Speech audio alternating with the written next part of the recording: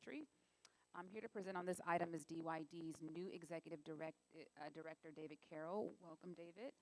We're pleased to have you here with us and excited to hear about your first months, how they've gone for you, and how we can support your efforts. If you could proceed, that'd be great.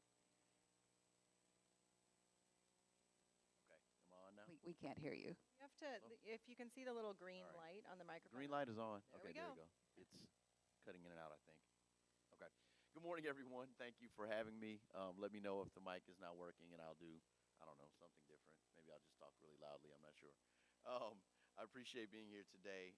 I'm really excited to be leading the Department of Youth Development. As you know, the department began in July of 2022, and I have been in leadership since the end of January of this year. So it has certainly been a robust couple of months, getting acclimated, working on the initiatives that we're already engaged in, and then obviously the increase of activity based on the recent board motions that we've received, mostly in March of this year. If you may not know, the mission of DYD is to support the development of young people in Los Angeles County by coordinating and building capacity for a wide range of youth development services, opportunities, supports, and other care-first efforts with a goal of equitably reducing youth justice system involvement. I think it's important to highlight that our goal is to work with young people who are system involved and also non-system involved youth to prevent them from ever touching the system, which is part of the program that we don't talk about quite as much. We are exploring legislative options related to areas of state law that currently require probation to be responsible for certain duties and obligations. DYD is working to support and expand youth diversion, reentry, and our youth development services within LA County. So there's certainly a limit based on Youth Justice Reimagined in terms of what DYD can do and working in partnership with probation to try to offer as much as we can to the young people that we both seek to serve. In terms of our priorities, as mentioned in our mission, we want to reduce the overall footprint of the youth justice system. That is certainly through our youth development infrastructure that we're building, which is preventative. It is through diversion, which is also another preventative measure. And it's also through reentry, working with the young people who are touched by the system, trying to make sure that they have the tools and the skills that they need once they return to community to not reoffend and to not be a continued part of the system. We are supporting qualitative, quantitative, and participatory research and evaluation. Again, we are looking at legislative strategy that can assist us in our efforts along the way. Certainly growing our infrastructure is extremely important. It's a brand new department, so we had very few staff people. I'm very excited to say that we've hired about 17 people in the last month that have started, and we'll be doing an onboarding for them early in May to try to get them acclimated to our culture. One of the things that's extremely exciting about our department is that we bring together a very unique group of folks working with the young people. We have everyone from community activists, organizers, all the way through former law enforcement that are all part of our team. So we are really excited to have a cohesive culture among a group of people who may not necessarily have worked together in the past. Most of us are not lifetime government employees. Myself, I certainly come from the direct service, working with young people directly, as do a lot of my colleagues and coworkers. So to talk a little bit about diversion, we have kind of three main buckets of service offerings. Diversion, we are in the completion of a countywide rollout for youth diversion. We were in about 11, I don't know, should the PowerPoint be up now, or was this just? We're getting it up. I think we had Okay, some technical difficulties with it. It's okay. Oh, there we go. Okay, so I'm just to youth diversion within the PowerPoint. I'll pause.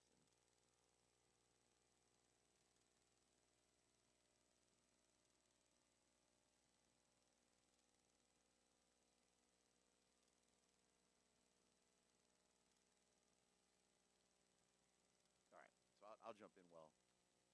It's on the, David, it's on the page about priorities. Is that the right No, page? diversion, youth diversion. Can you take it Couple to the diversion page? after that.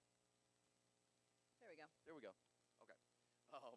So we were in 11 law enforcement agencies, and those law enforcement agencies are actually responsible for about 65% of the arrests in Los Angeles County. We are efforting to create agreements with 38 additional law enforcement agencies within the county.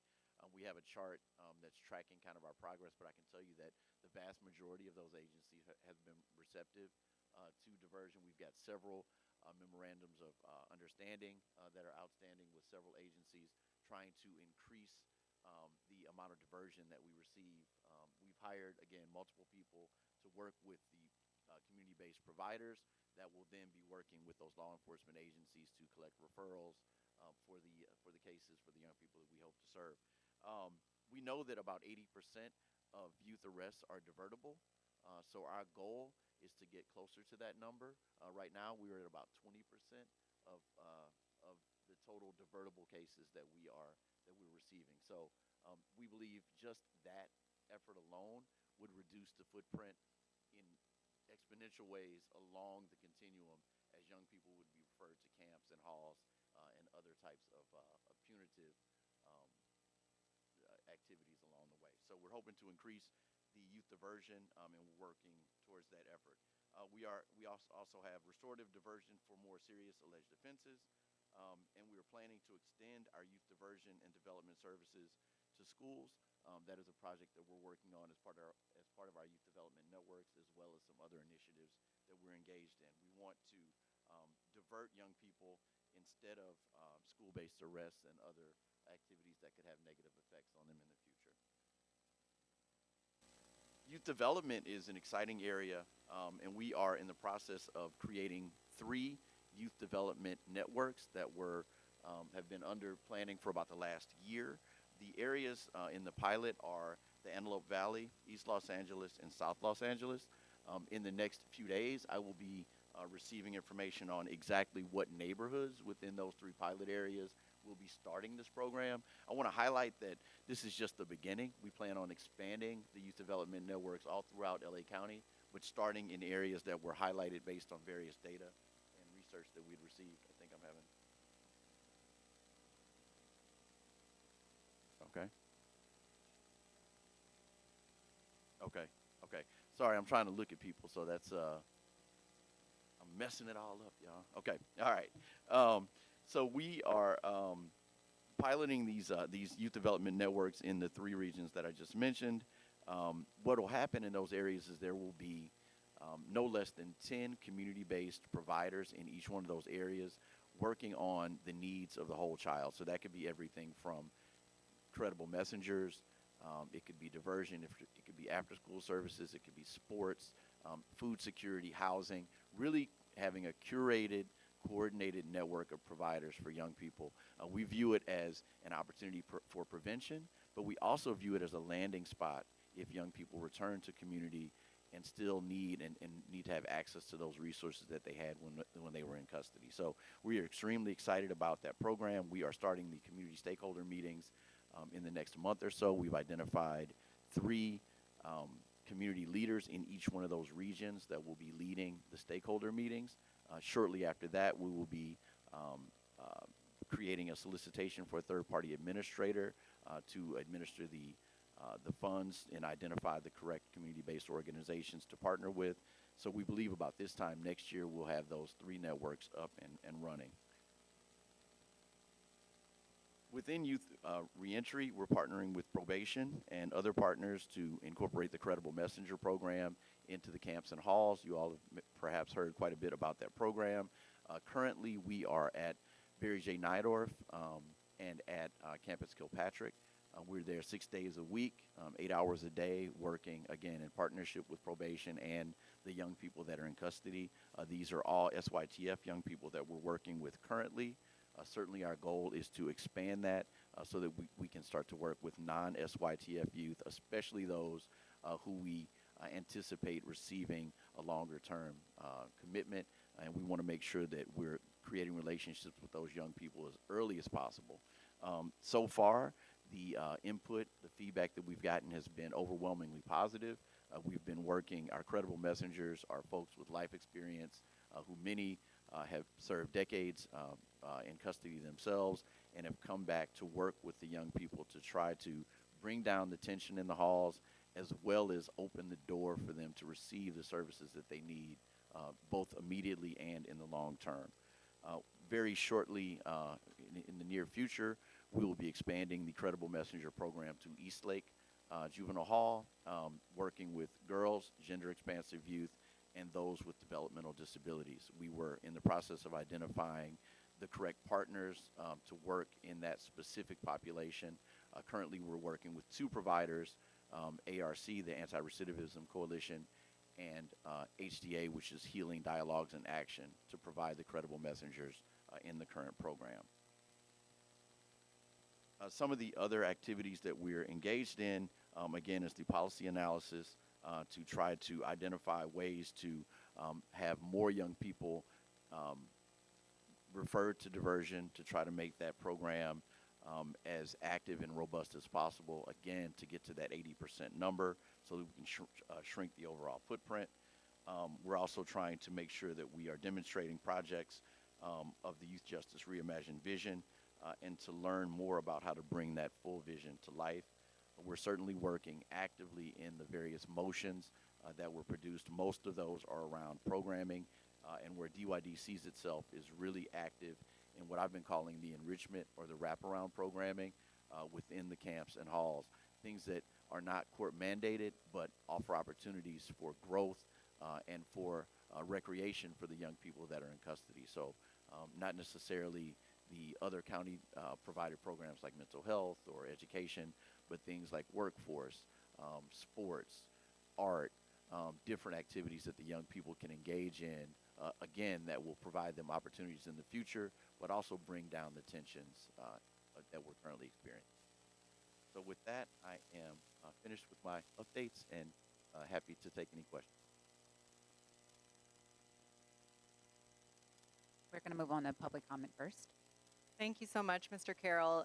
We'll ask any members of the public who are here with us today to stand up at the podium if you'd like to give public comment on Mr. Carroll's presentation about the Department of Youth Development. And also, if you're joining us online, please use the raise your hand function by clicking on the little tiny hand at the bottom of the WebEx screen or dialing *3 on your phone. I would also like to say that Mr. Carroll's presentation, the PowerPoint, is attached to the agenda. So you can see it and refer to it there, and that will be available on our website as well, attached to the agenda. Janae, do we have any public commenters online?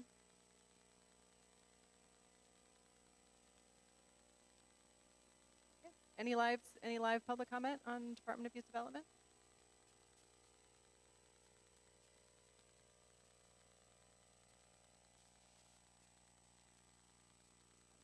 Good afternoon, Mr. Ford.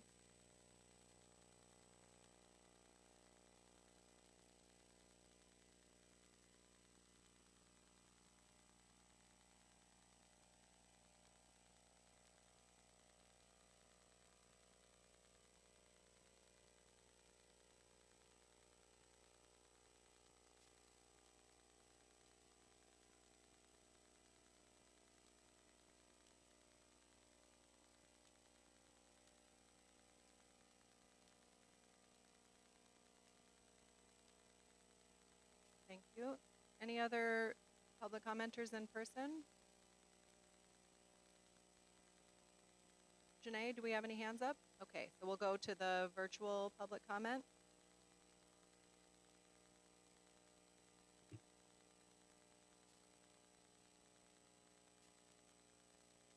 We have Anthony Galvan. We sent you a request to unmute. Please accept.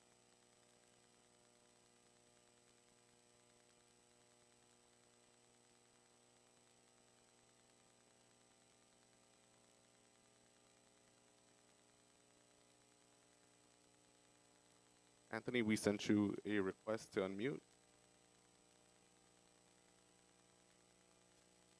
Okay, we're gonna go over with Crystal Jones. We sent you a request to unmute.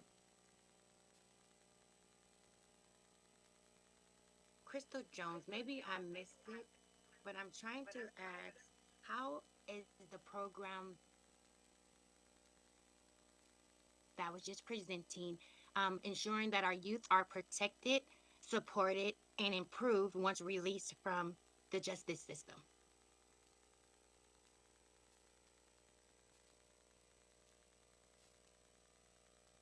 Thank you for your comment. Next, we have Sultan Khan. We sent you a request.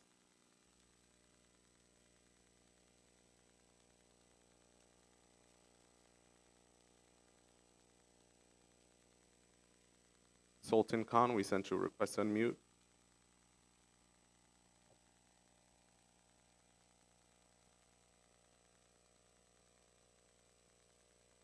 We're going to go back to Anthony. Anthony, we sent you a request to unmute.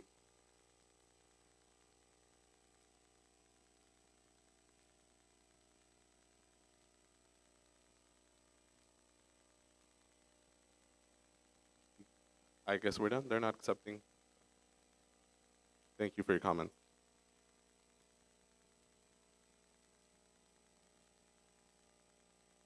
Is that the end of public comment, live public comment? I mean, Yeah, okay. multiple requests were sent and they're not being accepted. So Okay. You guys want to make sure that they're not having a hard time? do we want to wait a little bit?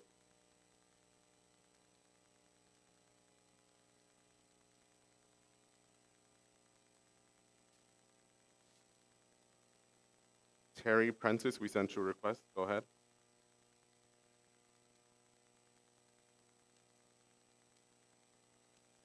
If you're wondering why people are not responding, you really can't hear you on this, on the virtually. On the first speaker, we got probably every third word. Then in public comment, the person that got up there, nothing came across. I think that when you're telling people to unmute, that's not coming across either. So you've got a lot of audio problems. Thank you for sharing that, Mr. Prentice. We can hear some of that in the room and are definitely trying to address it. So I'll say if there are speakers who have raised your hand, please unmute and send a note to the host via the chat, and we will unmute you. So we have, did you say, what did you say Anthony's last name was? I think it was Galvan. Anthony Galvan, if you want to unmute yourself.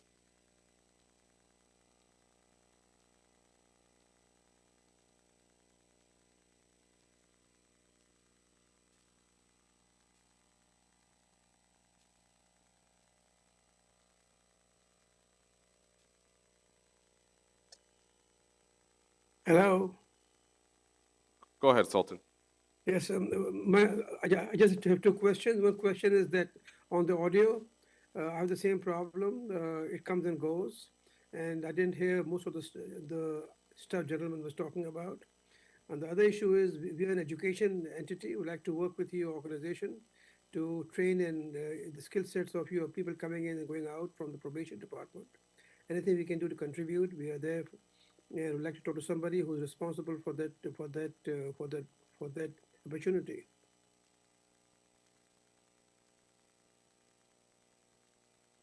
Thank you for your comment.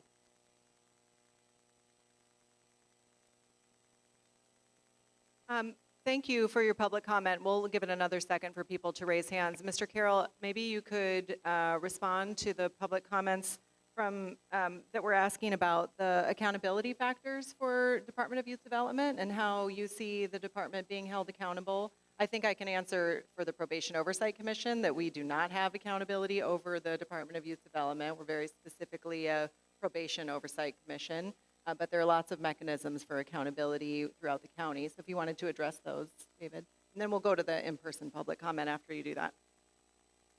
Yeah, I'll certainly do my best in answering that.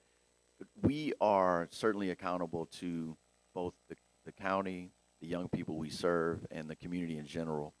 The program wouldn't exist, the department wouldn't exist without the community and the input that they provided along the last few years, quite frankly. We are actively in community settings where we are challenged about what's happening in the camps and halls, as well as what's happening in community and how we're preventing young people from touching the criminal legal system.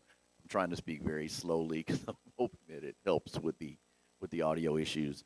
We certainly are open to any criticisms, questions, insight. We are partners in the camps and halls. In all of the facilities we're working in, we've been in and had very robust conversations with the on-site staff, with the probation leadership. In fact, 2 of our employees, the 2 that are leading the reentry efforts, are both former law enforcement, both former probation. One is a very recently former LA County probation staff person, supervisor, who just started with us last week or about 2 weeks ago. So we are certainly open to the same criticism. Our plan is to reduce harm and to be a partner. So we hope to have a collaborative relationship with probation, and that has been my goal since I started, and to try to dispel maybe some of the concerns, the fears, the rumors, et cetera, around what our role is.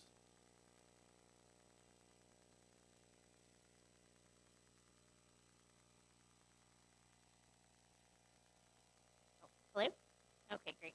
Hi, my name is Vivian Wong, and I'm an education attorney with the Youth Justice Education Clinic at Loyola Law School. Thank you so much, Mr. Carroll, for your report. I just wanted to say that our clinic, we represent students who are currently incarcerated in juvenile detention facilities. And many of them are reporting to us that they are still not going to school, and that they are still not receiving access to programming. And so I'm curious about, Mr. Carroll, your report that you're partnering with probation to implement programming, as well as credible messengers, how that's going, and if you have any data that you can share about if that's actually being implemented, what issues or barriers you're experiencing. I'm also curious about DYD's budget. You shared your priorities. Do you have money that it takes to implement these priorities, and how much would you need to do that? And that's it. Thank you. Thank you for your comments, Ms. Wong. I actually would like to hear from you on that, Mr. Carroll, if you're able to. Yeah, so the Credible Messenger program started on March 13th of this year. We are going into our, second full month. Again, the feedback on that program, we've got the equivalent of 16 credible messengers. I say the equivalent because one of the things we learned very on was that folks who had spent significant time in custody themselves weren't really comfortable being there 5 days a week, 8 hours a day. It was really rough on their mental health and on their kind of healing journey along the way. So in some cases, we have even more than the slated number of credible messengers so that they can have one day where they're not in the facility, where they can do case notes and other types of projects away from the site. So far, the feedback has been overwhelmingly positive in terms of the relationship with probation, with the other credible messengers, and with the young people. There's still a major concern regarding illicit substances in the halls and how that affects the credible messengers' ability to relate to the young people. They certainly don't want to be providing mentoring services when the young person is clearly under the influence. So I know that we are working together in conjunction with Probation Oversight on one of the board motions regarding treatment, certainly identifying treatment that is available through the Department of Public Health, as well as the Department of Mental Health, as well as some community-based organizations that provide some of the substance abuse treatment. Certainly to provide that treatment, the camps have to be in a certain state of calm where the programs can be introduced. And I know a lot of that is related to staffing, which I'm sure probation will talk more about later in this conversation today. So we are, for the most part, able to provide the credible messengers. I think we only had one situation where we were unable to go into the particular unit because of an interaction that was taking place between some young people. So unfortunately, I don't have any data on the credible messenger program at this point, with it being so new, but it certainly has started and will be expanding to Sundays. I know I mentioned that we were in there 6 days a week. Right now, it'll be expanding to Sundays starting in May. And as the months continue to go on, we plan on extending the hours from 8 hours a day to 14 hours a day. With regards to education, unfortunately, that's not something I can really comment to. We are not the organization providing education within the camps and halls. I think that would be probably a better question later on in the session for probation directly.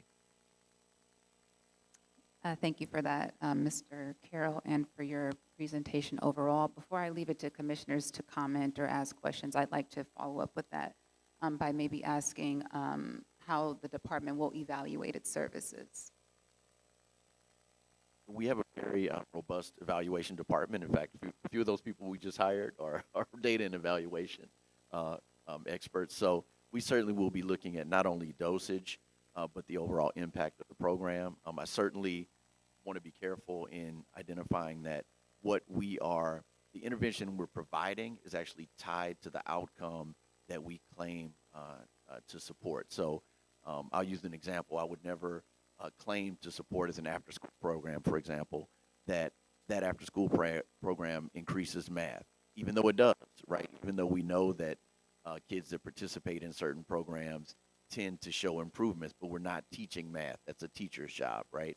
So what we want to measure is more around belonging, more around understanding of programs that are available.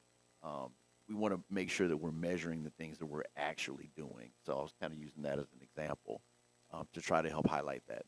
So we certainly have an evaluation team in place now. With regards to diversion, we are under a external evaluation that we should be able to produce in the very near future with the partner that is an evaluation partner that is completing that. Thank you for that. Commissioners, comments from you? Looks like Commissioner Meredith has his hands up first. Yeah, just a simple question. You mentioned there were 10 law enforcement agencies that are participating. Is there a list I can find on those? I believe that there is. If not, I'm happy to send that list to you. But yeah, I believe that list is posted. I'm thinking more about the expansion list, and I'm happy to provide that to this body after this meeting. I have definitely seen that list.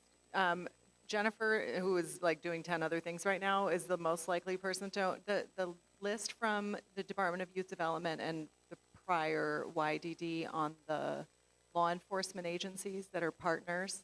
Is that something you could find and send out to the commissioners? Okay, great, thank you. It's on their dashboard. I just gave them a list. All right, moving on to Commissioner Kakani. Thank you. Hopefully you can hear me. Can you just share that statistic again about the percent of divertible cases? What the total percent of cases that are divertible and then the percent that DYD is handling? I thought you shared that statistic. Yeah, no problem. 80%, our understanding is 80% of youth arrests are divertible, and currently we are receiving referrals for in the neighborhood of 15 to 20% of those cases. Okay. And you think that that percentage will increase once you expand the diversion network, or is that just a function of educating the law enforcement agencies on what is divertible? It's both and, right? So it's once we expand into what I mentioned a moment ago, the 11 agencies we're already working with, they represent about 65% of the youth arrests, right? So it's a pretty small pool spread amongst those other agencies, although it could have an impact. The second component certainly is education for both the community and law enforcement. So we are in conversations about a communications effort that we would engage in across the county to educate both parents, caregivers, as well as law enforcement regarding the opportunity for diversion. We would love to have the diversion take place pre-booking, right, to reduce the harm as much as possible, but even having that opportunity post-booking is certainly better than going through the full court system and facing future penalties. I just want to lift up that back in June of 2020, there was a motion by Supervisor Solis pushing to maintain the reduced incarcerated youth population. And as a part of that motion, there was a 6-month and a 12-month report back that I believe Ms. Cotton was a part of. And one of the things that probation had committed to in that report back was working with, at the time, YDD to engage in trainings and presentations with law enforcement agencies so that they could, in fact, understand what could be diverted, what were the options with diversion, what type of support young people would receive as a function of that diversion. So I don't know if you have any information on whether or not those trainings and presentations occurred, or whether Ms. Cotton has any information on whether there was follow-up related to that commitment around presenting to law enforcement agencies that had a contract with YDD at the time.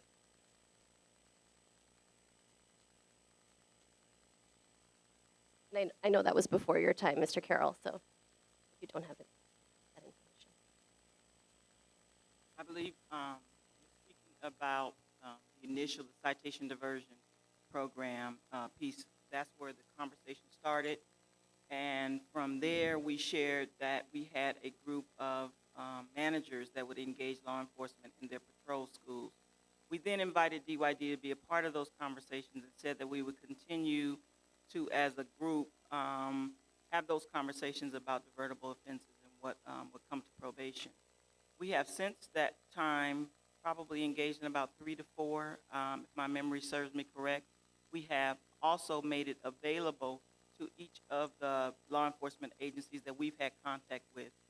So we do have a contact on the DYD side, and that invitation remains open. Okay, so only 3 to 4 trainings have occurred with the... It was offered to most, and at the time when we offered it, most of them had already made the contact with DYD because we were looking at the agencies that made the most citation referrals. And so many of them were already engaged with DYD. And then we looked at some of the smaller cities like Gardena, Torrance, some of the outliers that they may be able to engage with as well who were not familiar with DYD. We did not do the in-person trainings. We did make some connections. So I would have to follow up with DYD to see if those connections were made, but that invitation remains open. So perhaps, Mr. Carroll, that's something that might be worth following up on. I had a couple of other questions. One was related to the legislative options that DYD was exploring. I guess what does that mean, exploring? And which options are you exploring? Yeah, so, and this is where my government naivete kicks in. We certainly want to look at options that we would offer to the board, right, for their approval before moving forward, that could make diversion something that is mandatory for offenses of a certain type or below, a certain type. So that is the most active legislation that we're looking at. And we believe that that would shoot us straight to that 80% number if diversion was mandatory, based on the number of law enforcement agencies that we are working with, plus the expansion effort. And again, I'll get the expansion list to this body immediately following this meeting. But we are very excited about the contacts that we've made. Just in the couple months since I've been here, I've met with Sheriff Luna. I've met with Sheriff Wally, last name from Long Beach. I'm sleeping right now. I've got a meeting set up with Chief Moore. So we are certainly actively meeting with all the law enforcement agencies that are within that network that we're attempting to expand into and that we're already in. I was more just asking about the legislative options, and since you mentioned the diversion piece, has that been presented to the board, or is there kind of any timeline connected to that? In the next few weeks, it'll be presented to, not to the board, it'll be presented to the CEO's office, who will then do their evaluation and then present it to the board for their feedback. And then, I'm sorry, 2 more questions. You shared about the credible messengers kind of feedback and that it was overwhelmingly positive, and you shared some of the challenges. But given that we're the Probation Oversight Commission, I was wondering if you could share if there were any challenges as it relates to kind of interacting with probation, or any barriers that were presented that we should be aware of. Yeah, at the beginning, I think that there was a lot. There was the lack of a communication campaign, really explaining what the credible messengers were, what their purpose was, understanding that they are there to be partners with probation officers, not to replace, right? And I still feel that in various spaces, but that's something in the camps and halls that largely has been resolved. And we're very, very happy about that. We're actually surprised, quite frankly.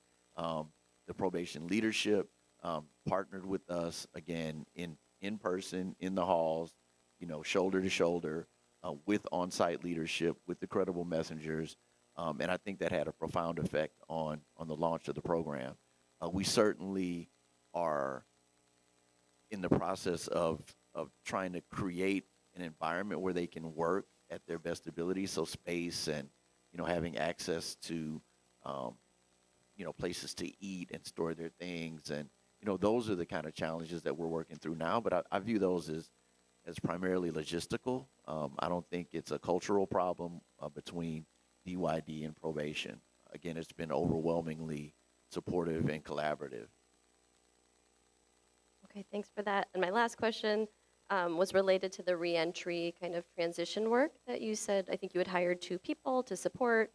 That was also part of that 2020 motion. I know we're like 3 years out from that talked about YDD at the time supporting reentry. So just, I don't know, exploring always feels so vague to me. So just, I don't know what the status of that work is, if that requires partnering with probation or what some of the barriers are, if there are any, connected to creating some sort of reentry support for young folks who are currently incarcerated. Because I do know at the adult level, during COVID at least, there was like an intention to connect adults with reentry support from the minute they were incarcerated, so that there could be planning for when they were released, because it often takes that amount of time. So I don't know if there's been like, I don't know where you all are at in terms of exploring, and if you can provide some more detail around that. Yeah, unfortunately, it's in its infancy, right?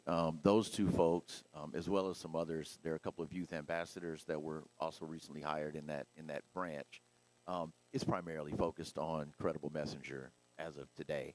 We certainly have plans on expanding that into workforce and into housing. Those are the other 2 core areas, but that is on the horizon. That's something that hasn't started. And I just kind of thought through some of the other questions with regards to the budget.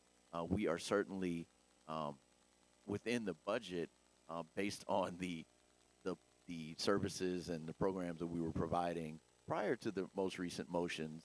We were certainly covered within the amount of resources that we had available.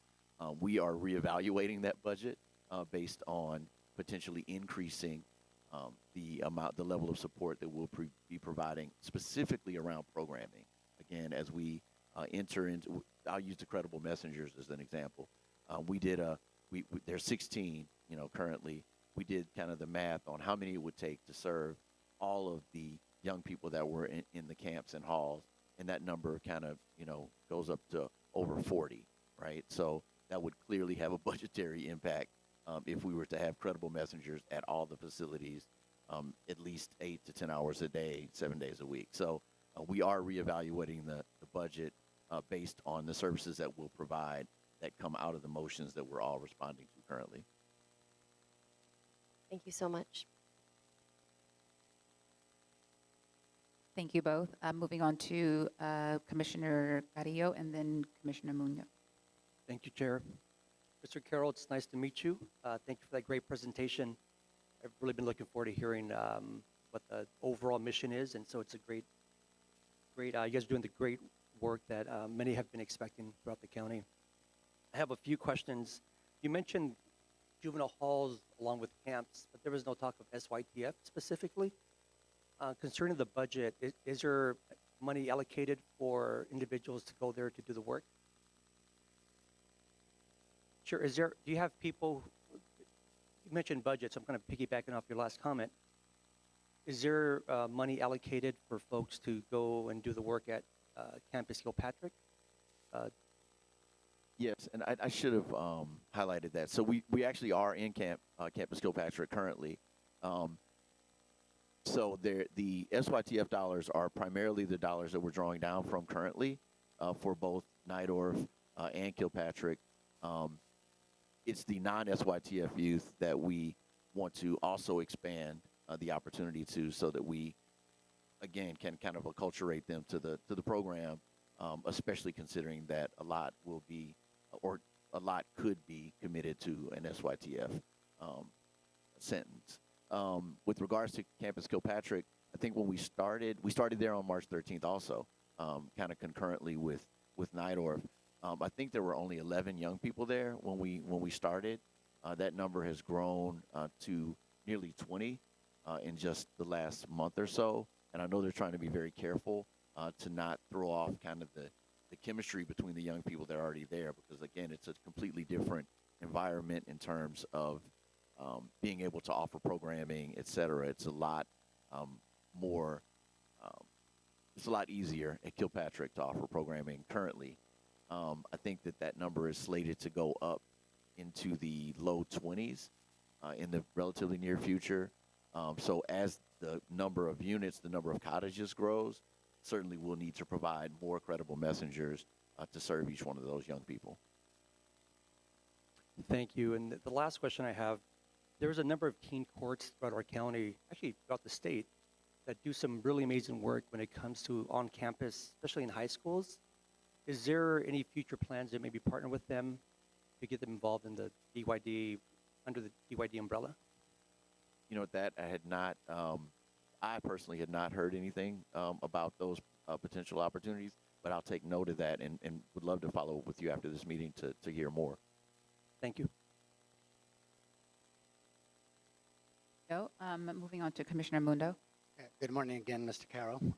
I have a ton of questions. I've been studying the data since it's first appeared on the dashboard, but in consideration of our other guest, I'm going to just have two for today.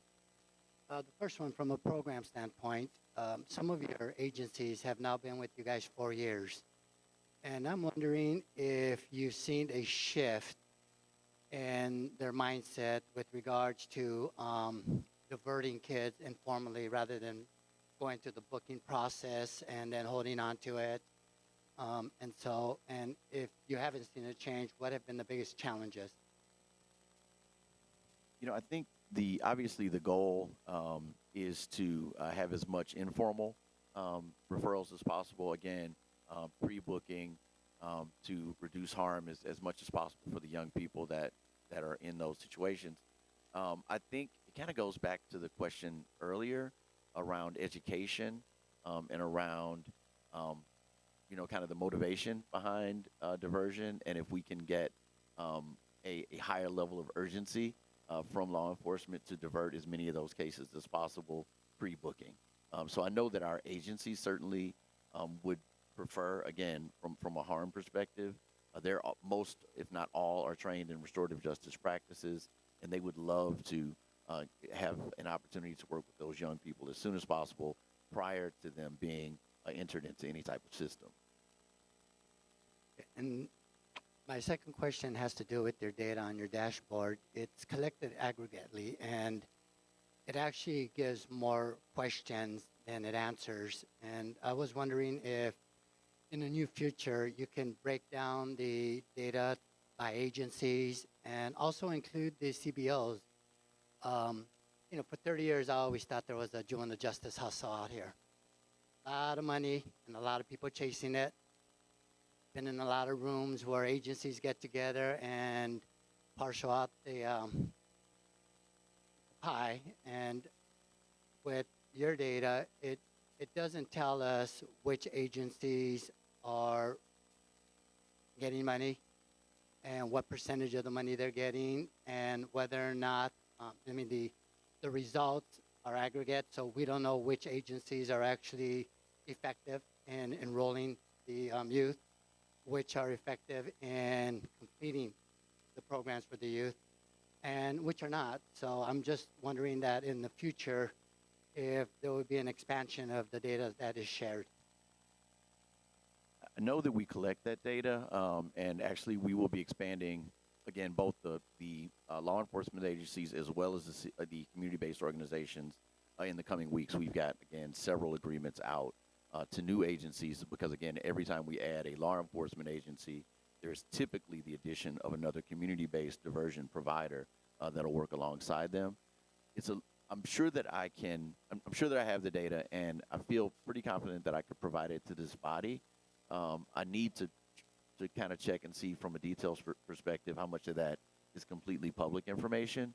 So one thing that may seem a little bit disconnected and in some cases unfair, if it is a small law enforcement agency and again, a smaller community-based organization, probably not working within LA County. I'm not LA County, but within LA City, or in one of our more urban, highly populated areas, the effectiveness may seem less, just based on the number of infractions that occur, right, and based on the number of referrals that we receive, just based on the population, right, of that particular law enforcement agency. So, but I'm certain that I can get something to this body that's more detailed than just the aggregate data. Thank you. Sorry about that. Commissioners, any other comments? Commissioner Garcia-Lace. Thank you. So, thank you, Mr. Carroll. This is the first time I've had the opportunity to meet you. I've been looking forward to it for a while. And you've impressed me enough that I want to ask you about maybe some of the harder issues to talk about. So, when I began on this commission and began meeting with probation officers and DSOs, there were a lot of concerns about DYD. And since that time, I have seen, I think what's best described as a steady demoralization of the staff, particularly in the halls and camps. And a lot of that is started with YJR, or even maybe before that with the end of what was called voluntary youth probation by some. Going back to that, what people have been afraid of is that DYD's job is to replace probation at the most fundamental and institutional and systemic way as possible. So when I see your youth development slide, it looks a lot like the same population, another county agency, and the same goals that the juvenile probation or the voluntary probation used to have. Youth reentry, the third bullet point on that slide, looks a lot like our youth field services. YJR, I think what upset people the most was it talked about DYD opening secure facilities that would be under DYD's purview, and that would replace halls and camps. And your overview says that you are looking at legislation that would allow DYD to do things that are currently only allowed to be done by the chief probation officer. So could you just sort of in general talk about the relationship you see going forward between DYD and probation, considering these well-founded and in writing plans to take on a lot of probation duties? Yeah, and I'm happy to respond to that. And Youth Justice Reimagined is certainly the kind of the doctrine by which we were born, right? So I think it's certainly fair to look at those expectations. So the things that we're looking at are more around programming, right? We want to be, again, an organization that reduces harm and increases opportunity for young people. So even in some of those cases, even in some of the more recent report backs that are coming from the motions that were announced on March 21st are around having access to resources to be able to provide programming, not the, again, court-mandated programming, but more the developmental type of programming that I mentioned earlier. So that is the types of legislation that we're talking about, in addition to the diversion, piece of it, hoping for mandatory diversion to be an opportunity at some point in the future. With regards to the custody, the safety, security of young people, YJR, nor me, nor DYD wants to take the place of probation, right? I think that's one of the miscommunications. If anything was ever to happen at any point in the future, it would be a totally new opportunity. It would be things that were safe and secure healing centers, which in some cases may not even be secured, right? They may not be locked, in other words, for young people that had committed certain types of infractions and have been committed for a certain period of time. I don't think anywhere within any of the conversations that I've heard would anyone want to cut and paste and all of a sudden put DYD in charge of camps and halls and the safety and security. So I think, and again, currently state law does not even allow that as an opportunity. So I think what we're trying to do is is more around the reducing harm and the developmental aspects as opposed to that safety and security. And that's certainly my goal. So I think that's probably bad news to a lot of the activists who have been and critics of the probation department who are hoping that DYD will take over some of these things, that the safe and secure youth centers are going to happen, that they will reduce, not replace halls and camps necessarily or put DYD in charge of halls and camps, but will reduce the population in the halls and camps because those people will be in other places. And that's, but it sounds like, are you saying that you don't think those things are going to happen the way that advocates have been asking for, or do you think we're a long ways off? I think it's a combination of a lot of things, right? So one, you hit the nail on the head, right? If we are able to increase diversion, right, that's going to reduce the juvenile footprint, and that means in the camps and halls. If we are able to reduce the number of young people recidivating, right, and going back, that's going to reduce the number of young people in the camps and halls. Once we have the youth development networks up and running, if we are able to provide positive interventions beforehand, intervention in the schools, none of the, I shouldn't say none, most of the young people that have offended, it was not a surprise to the people that were in their circles, right? They are part of multiple other systems where there could have been intervention ahead of time that hopefully would have prevented them from entering the system. We believe if we do all that, right, that's going to answer a lot of the questions. You know, that's going to reduce the population significantly. Beyond that, right, as you mentioned before, things like safe and secure healing centers will offer another opportunity for placement. We were just talking to some of our partners across the state, talking about placements for young people in various locations, you know, Pine Grove, Amity, you know, places like that. So looking at other opportunities for young people to be cared for and to be in custody, but in a different type of way, right? So that's where we are now. I think that anything in the future, again, would be in partnership with the community, with you know our county leadership, and likely with probation. But we'd be talking about a much smaller population. Okay, so I want to be clear about the legislation because I think there's definitely not necessarily miscommunications, but people have different visions, I think, or maybe are talking about different things. Like your slide here says legislation that would give DYD responsibilities that are currently only available to the chief of probation. I don't think that refers to diversion. What does that refer to? That one is more around the programming aspect. Even things like participating in multidisciplinary teams, right? In a lot of ways, we don't even have the authority or the ability to be in the room. We found some workarounds in the last couple months, you know, since I've been here, where we can even be in those conversations, assessments for young people with regards to placements, et cetera. So some of those legislative requirements are very nuanced, but certainly around the programming, having the opportunity to work within the camps and halls, access that funding, and provide some of that enrichment programming also would require some of those types of changes. But it doesn't refer to legislation that would enable DYD to run secure facilities. In no way are we advocating or researching any type of legislation that would give us responsibility for safety and security in the camps and halls.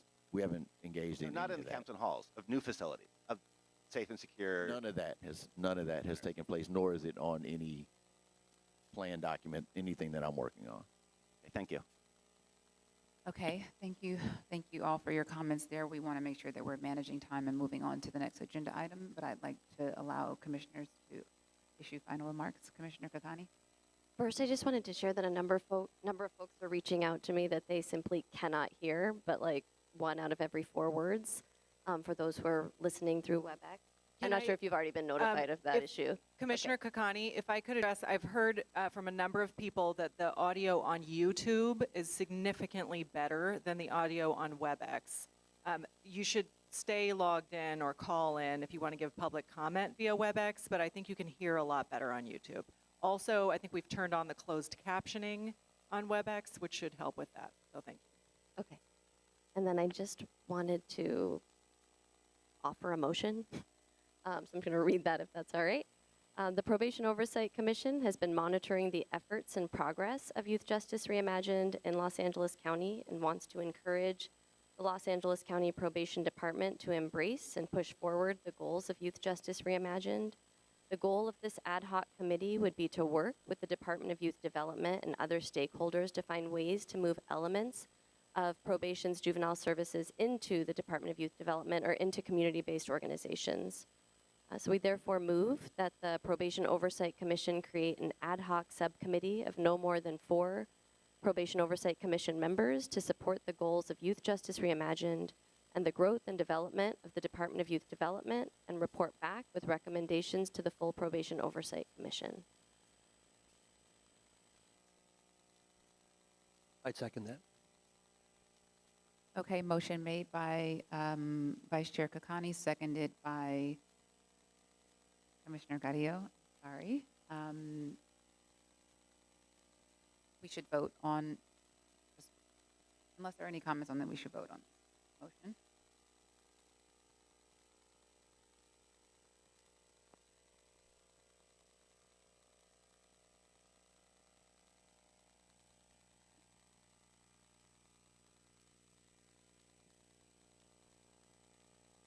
That motion is actually to the agenda. If anyone would like to read it, just as it was just read by Commissioner Connie.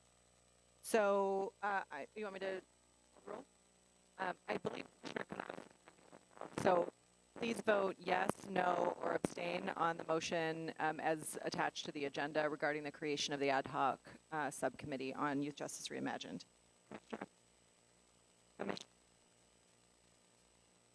I don't think my mic is working very well. Commissioner Canales, would you like to vote on this?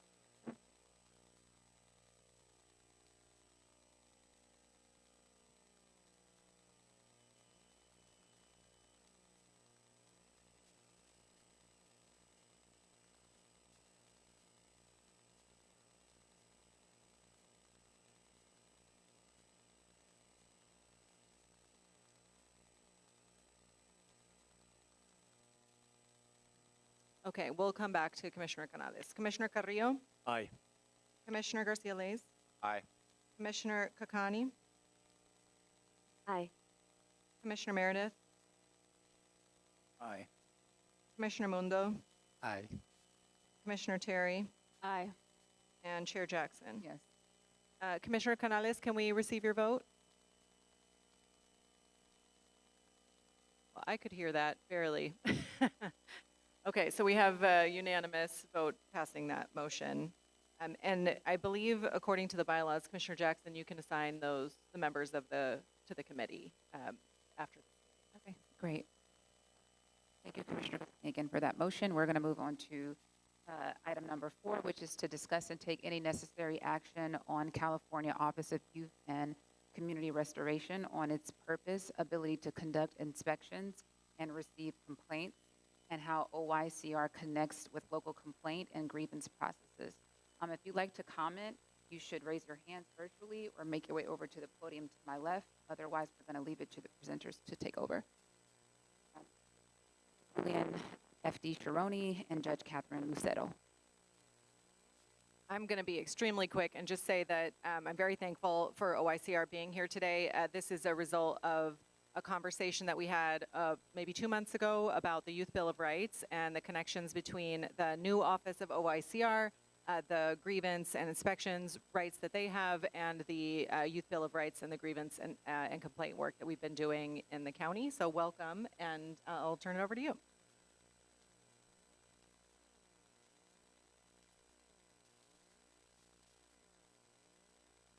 No.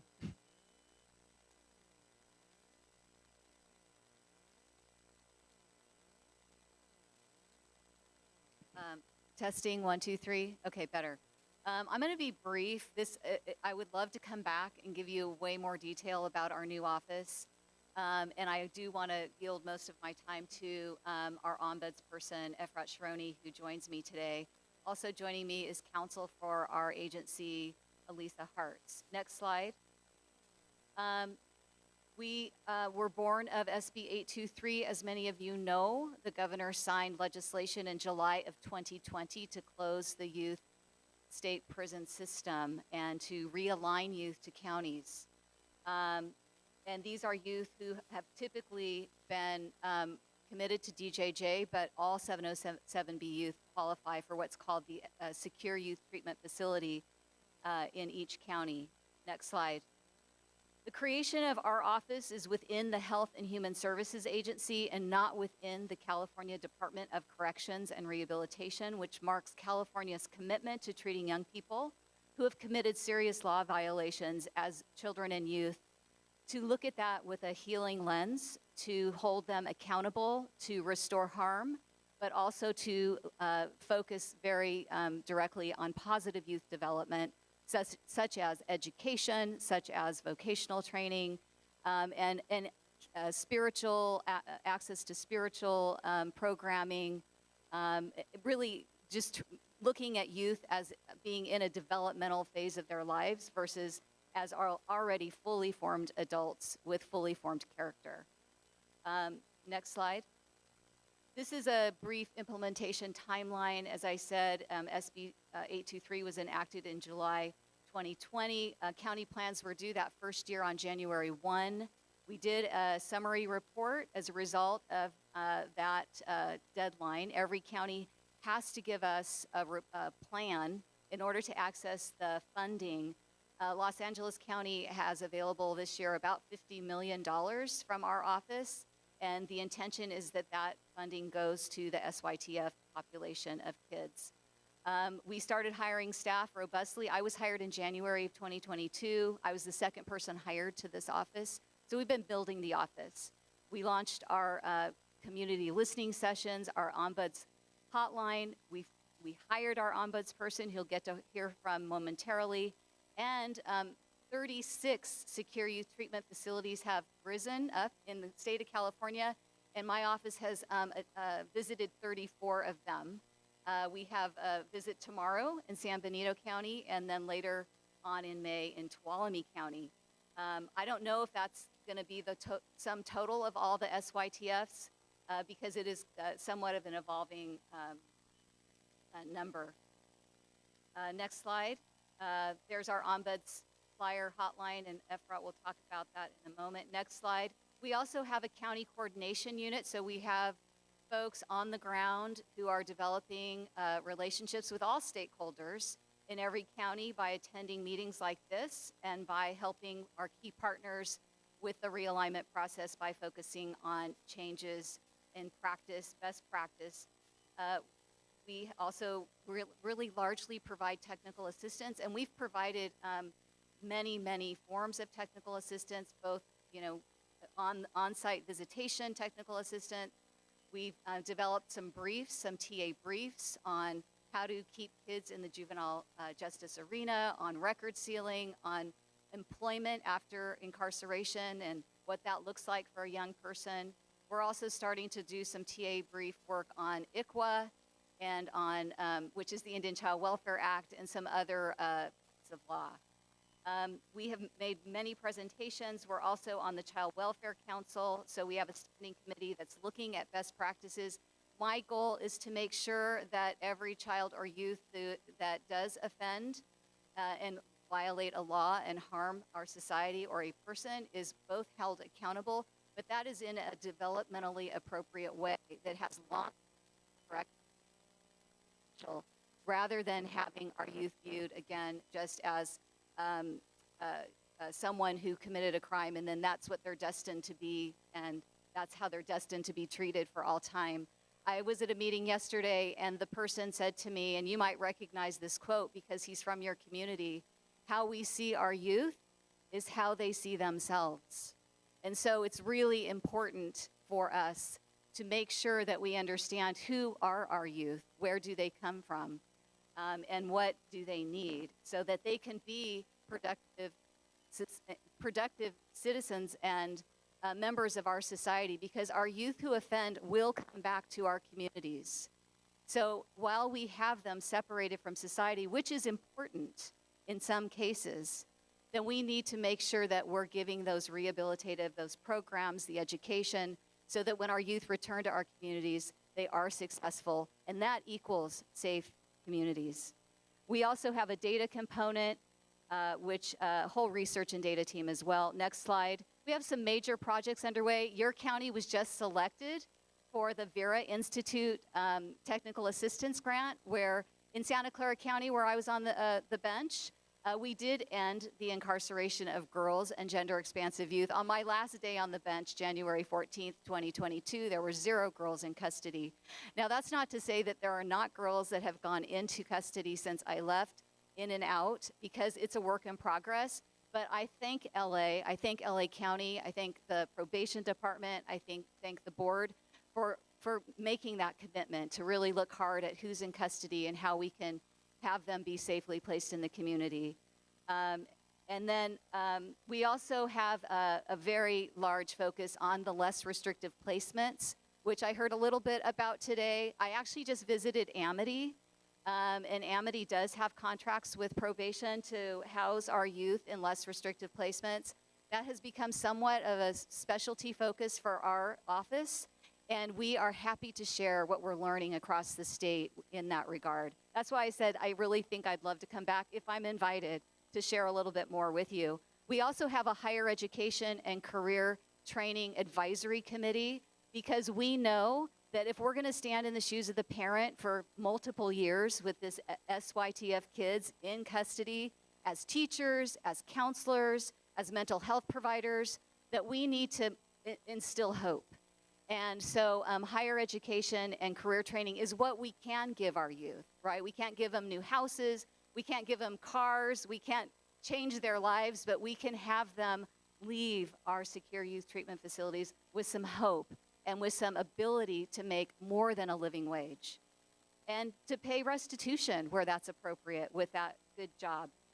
And then I'm not going to talk much about, next slide, that you all know because you're experts, that, next slide, that the incarceration rates and arrest rates have really dropped in California. Next slide.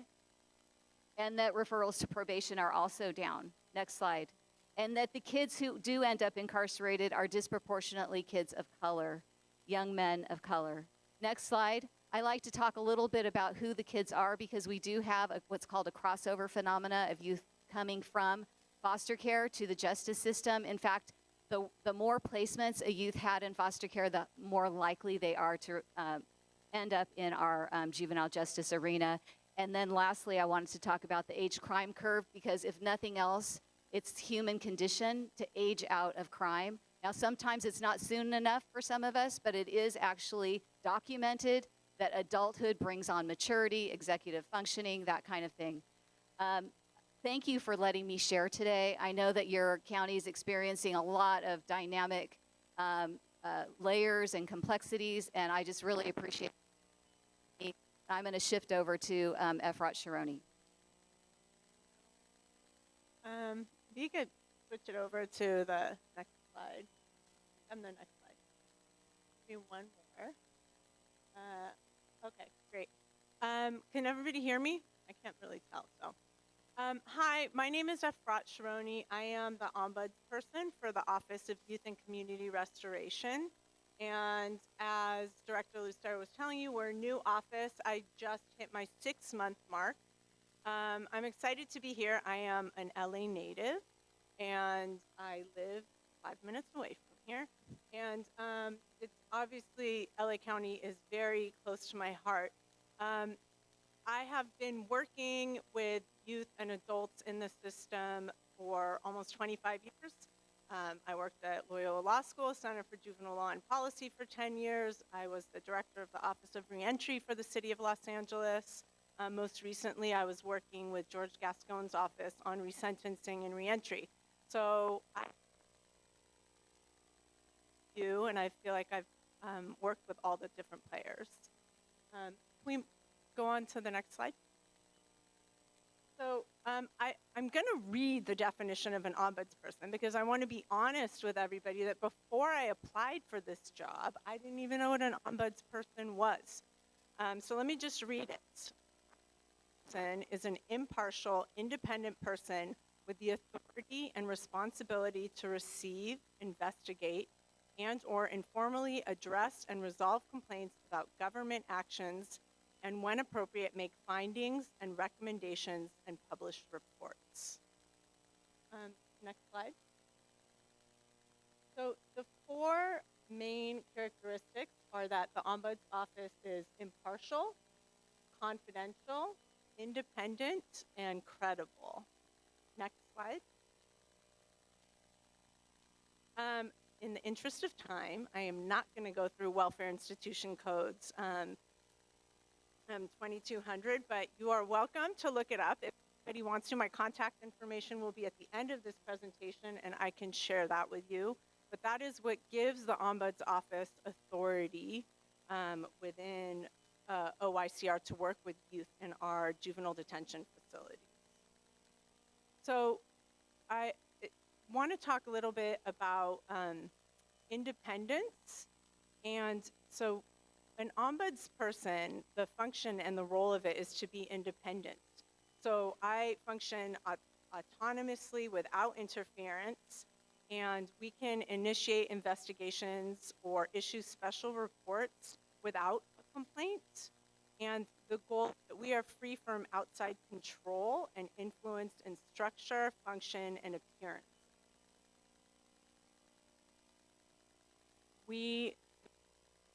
It's often maintains credibility, so we have to be able to withstand scrutiny from all parties.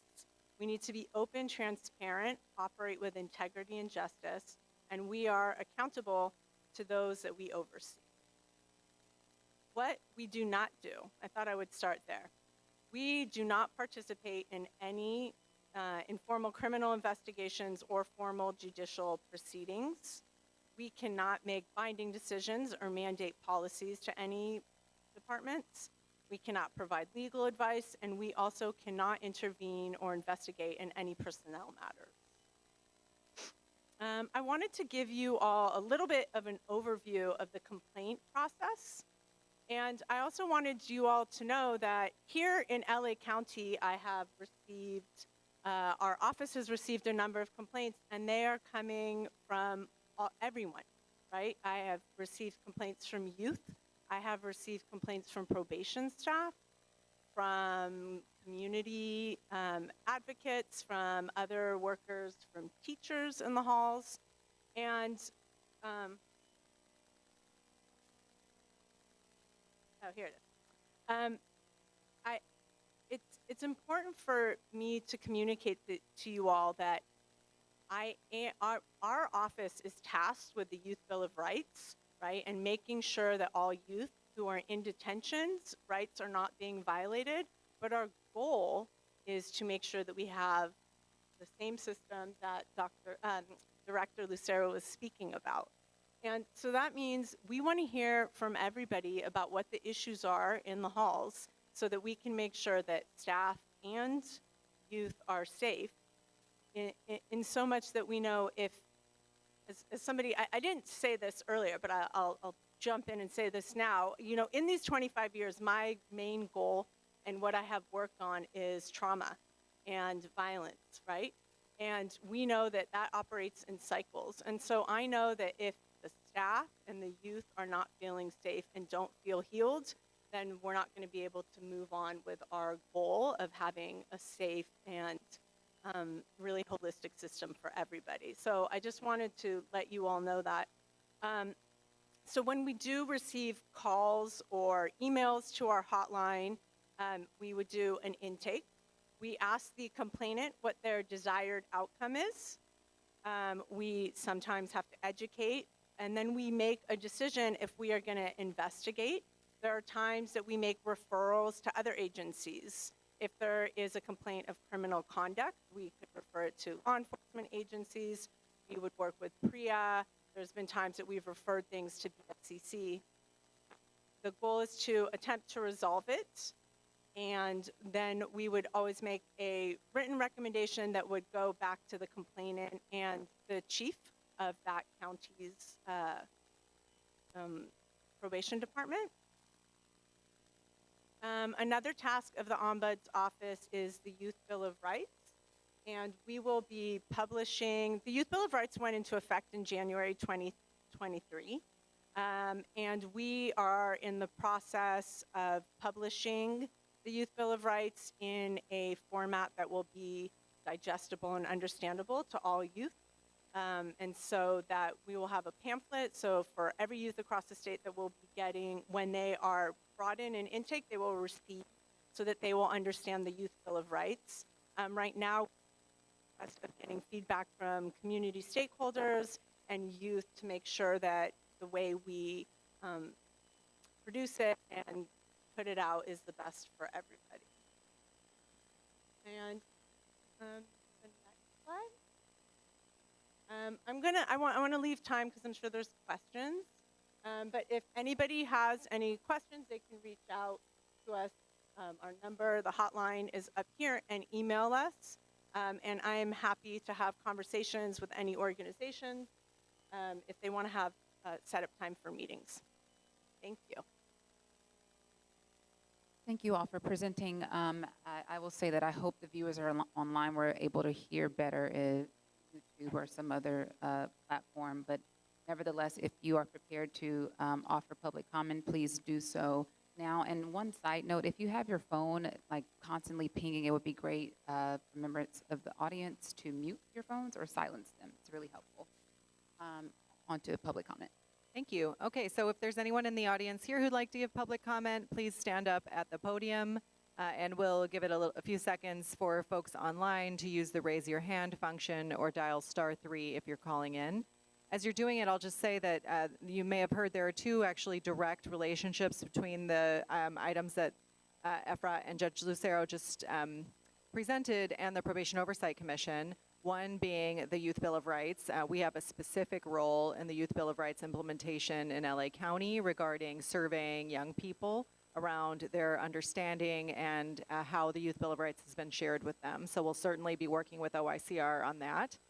And then secondly is, of course, the external grievance procedure, which those of you, as some of you were very involved in the creation of the Probation Oversight Commission, was a part of the initial point of the Probation Oversight Commission was to have an arm in which there was an external to probation grievance procedure that has not come to fruition because none of those positions are currently funded under our organizational structure. So I am very pleased that the state is able to offer an alternative to that, an independent outside review option for grievances that come through the facilities, and that anyone can make those complaints through the ombudsperson's office. So with that, we will go to public comment. Hello, Thomas Bell. Good to meet you. I just got a question about the impartial part. You know, probation officer, we have a lot of distrust of people who come and say they're impartial. Usually they're not, to be honest. So I'll give you the benefit of the doubt. You know, you're new. So I wanted to ask, we got over 300 people out with injury and injured. Really ain't nothing been done about it. So do we have them send their emails to you, and would you investigate it? That's all I want to.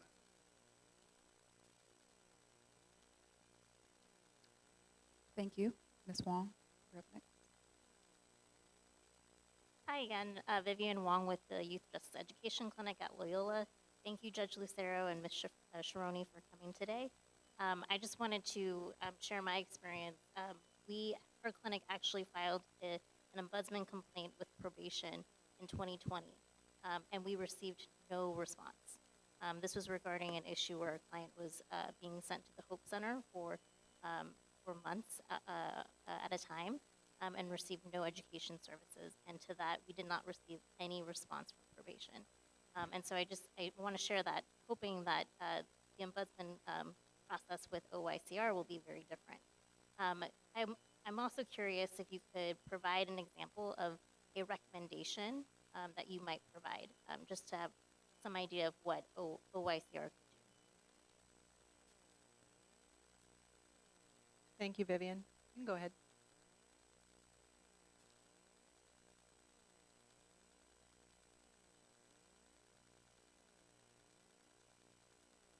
It's the one on the bottom. Yeah, I think you just have to get closer to it.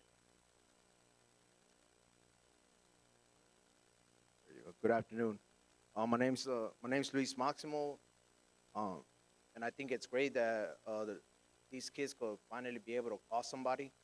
I was there once. I just came home 6 months ago after they're serving 17 years. So at that time when I was there was nobody we could call. So there was a lot of foul things that never were addressed or anything. So I just want to say that I support this new vision for these youths to feel safe and the staff as well. Thank you. Thank you and welcome home. Okay, I don't see anyone else in the audience. Do we have some folks online? Let's go ahead and. Okay, first up we have Crystal Jones. Crystal, please dial *6 to accept the unmute request and begin with your comments. Thank you.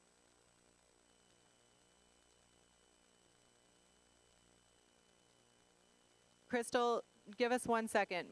I can hear you speaking, but it's not on the speaker. So we're going to restart your time and have you restart in a second. Give me a thumbs up when you're ready for her to start again. Okay, let's try it again, Crystal.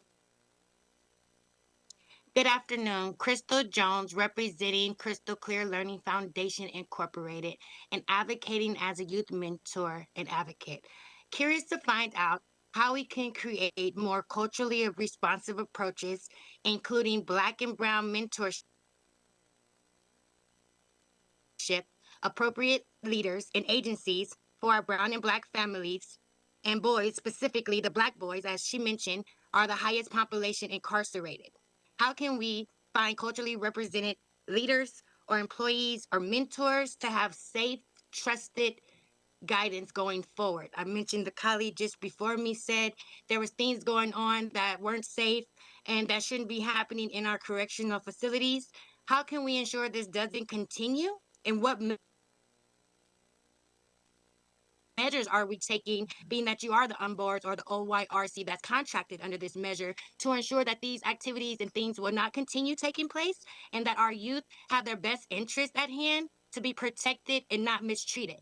I really appreciate it, and I'm very concerned, being that this is our justice system, and from a mom and a leader perspective, how are we sure that our kid will return home, being that the facts is like one just found dead yesterday? So I'm really advocating on justice and reimagining a better system where all hands are on deck and taking an importance that our youth need you and us too. Thank you. Thank you. Do we have other speakers? Okay. Commissioners, comments and questions from you at this time? Commissioner Terry, you're up. Hi, in the earlier part of the presentation, you mentioned that there was a robust data team, and so I was just curious to know what type of outcomes have been demonstrated so far. I know you mentioned hope, which I think sounds very important, in instilling hope in youth. I'm wondering if there's any data there. And then I think an important outcome would also be related to trust in systems. So trust that these systems that the young people are a part of are there for them, because I think that trust is often broken. So we have a research and development division. It currently is staffed by a former research and data person from Santa Clara County Probation Department. So she's very familiar with what should be measured and that kind of thing, because we do think other things other than recidivism, for example, should be measured to show success for youth. She also is still staffing up her division. One of the things that we're tracking is net widening. We don't want a county sending 30 youth to their SYTF when they used to only send 5 to DJJ. We are working closely with counties to tell the story of realignment. So we're not, probation isn't a statewide body. So we have 58 governments that we work with. And so we are doing data partnering. We're about to launch a data infrastructure opportunity for counties, because as you can imagine, not all county budgets are created equal.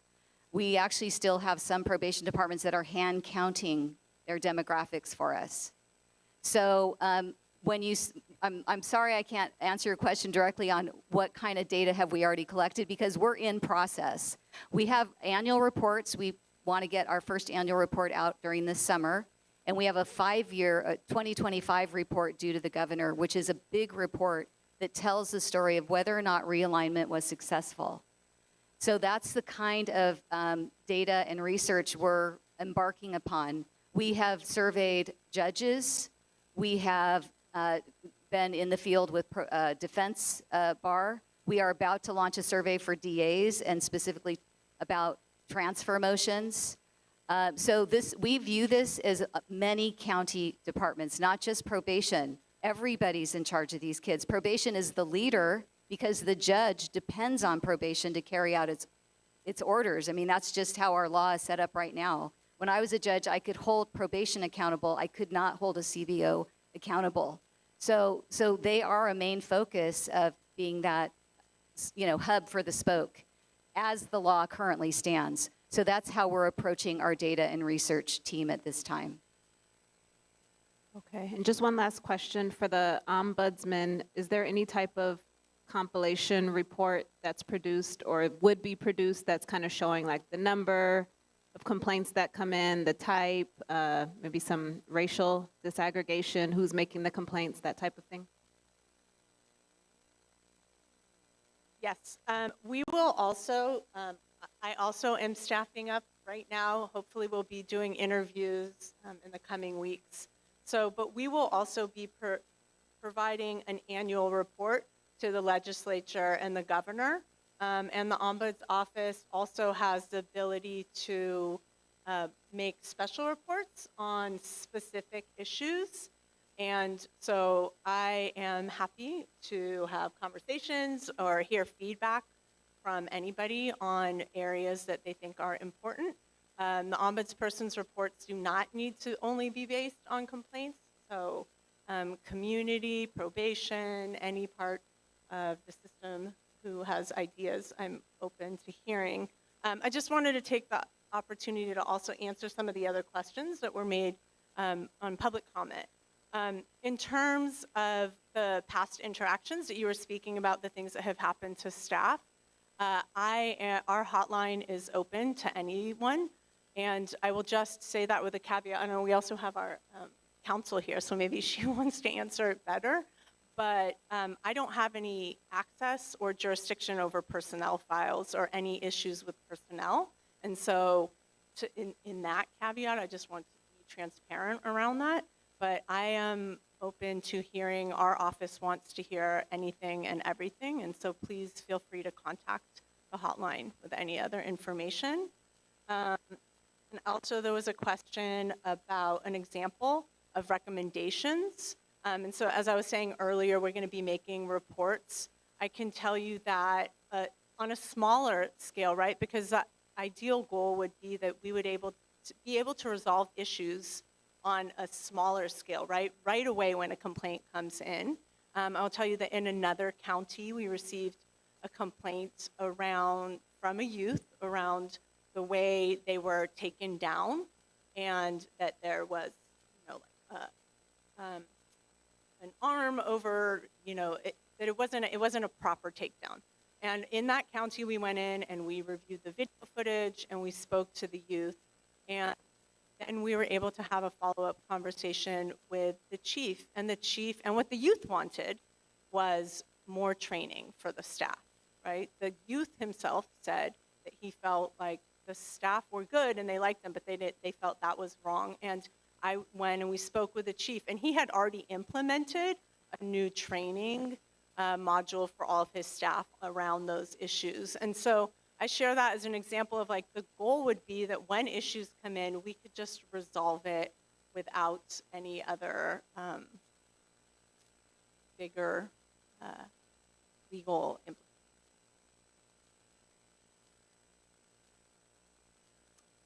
Thank you. Vice Chair Kakani, you're up next. Thank you so much for that presentation, particularly as it relates to the Ombudsperson's Office. So just looking at that one slide that talks about flyers and notification to all youth and facilities. So have those flyers been disseminated, and We hear so much about the importance of relationship building, so I'd love to hear about like what efforts your office is engaged in building kind of that relationship with young people so that they feel safe to share their concerns. This is my first of many questions. Wait. Sure. So yes, we have now distributed the posters and flyers. We disseminate it through CPOC, and so they all have flyers. Are they all up in all of the counties? I do not know, but at this point, they've all been sent out to all of the counties that have facilities. In terms of relationship building, we are also new, and so at this point right now, it is me and one other, my deputy ombudsperson who is in Sacramento, and I have been traveling up and down the state and meeting with some youth. I will have soon 4 staff that will be more regionally located, and the goal would be that the Ombud staff will be coming to local meetings and also be meeting with the youth so that they would be able to feel safe. I think that's just where we're at right now, but that is definitely the goal. Sorry, can I jump in real fast? I'm not sure I heard you right. Did you say that you're distributing them through CPOC? I wanted to make sure that I corrected that because we are mailing them directly to the chiefs through the plans that we get. We have current contacts of the chief and often the deputy chief in charge of institutions. I know there's also been a mailing for the Bill of Rights, and we've also gone through CPOC, like gone to their meetings and said these are coming out. And I know some of that was done before EFRAT started. So that's our communication gap. And then EFRAT, as she has said, is she's actually going to the facilities. I know she has it going next week, right, to Ventura? Yeah, DJJ. But when we have gone to the, I would say maybe pretty much always saw the poster up.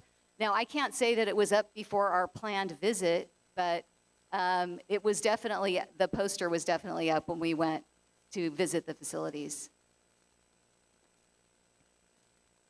Ms. Cotton or Mr. Vieira, can you confirm that you all have the notifications up in our camps and halls? Dominguez. Oh, I'm so sorry. We'll take that. I'll confirm that we received a sample of the flyers. We need significant larger quantity. I have designated someone to actually work on putting them up and placing them in place. Actually, our PREA coordinator is taking responsibility. Okay, so are they up or not? They are not up. We don't have enough flyers. We received a small sample. Oh, you don't have enough samples. Is that what samples, flyers? I don't know. What do you mean by samples? Samples of the actual flyers where they were in development. Can we just handle this?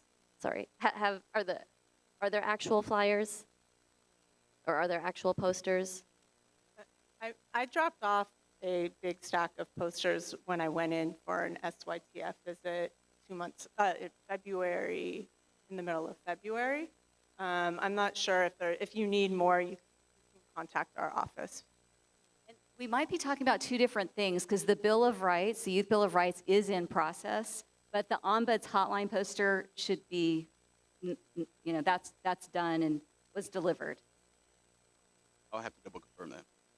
Okay, so if we could get confirmation that those are up, I mean, I'll certainly plan on visiting as many facilities, but to probation, it feels like he should be up and accessible to young people. And I'm glad to hear that you've received phone calls from staff, teachers, and young people alike. Is that specific to LA County or is that up and down the state?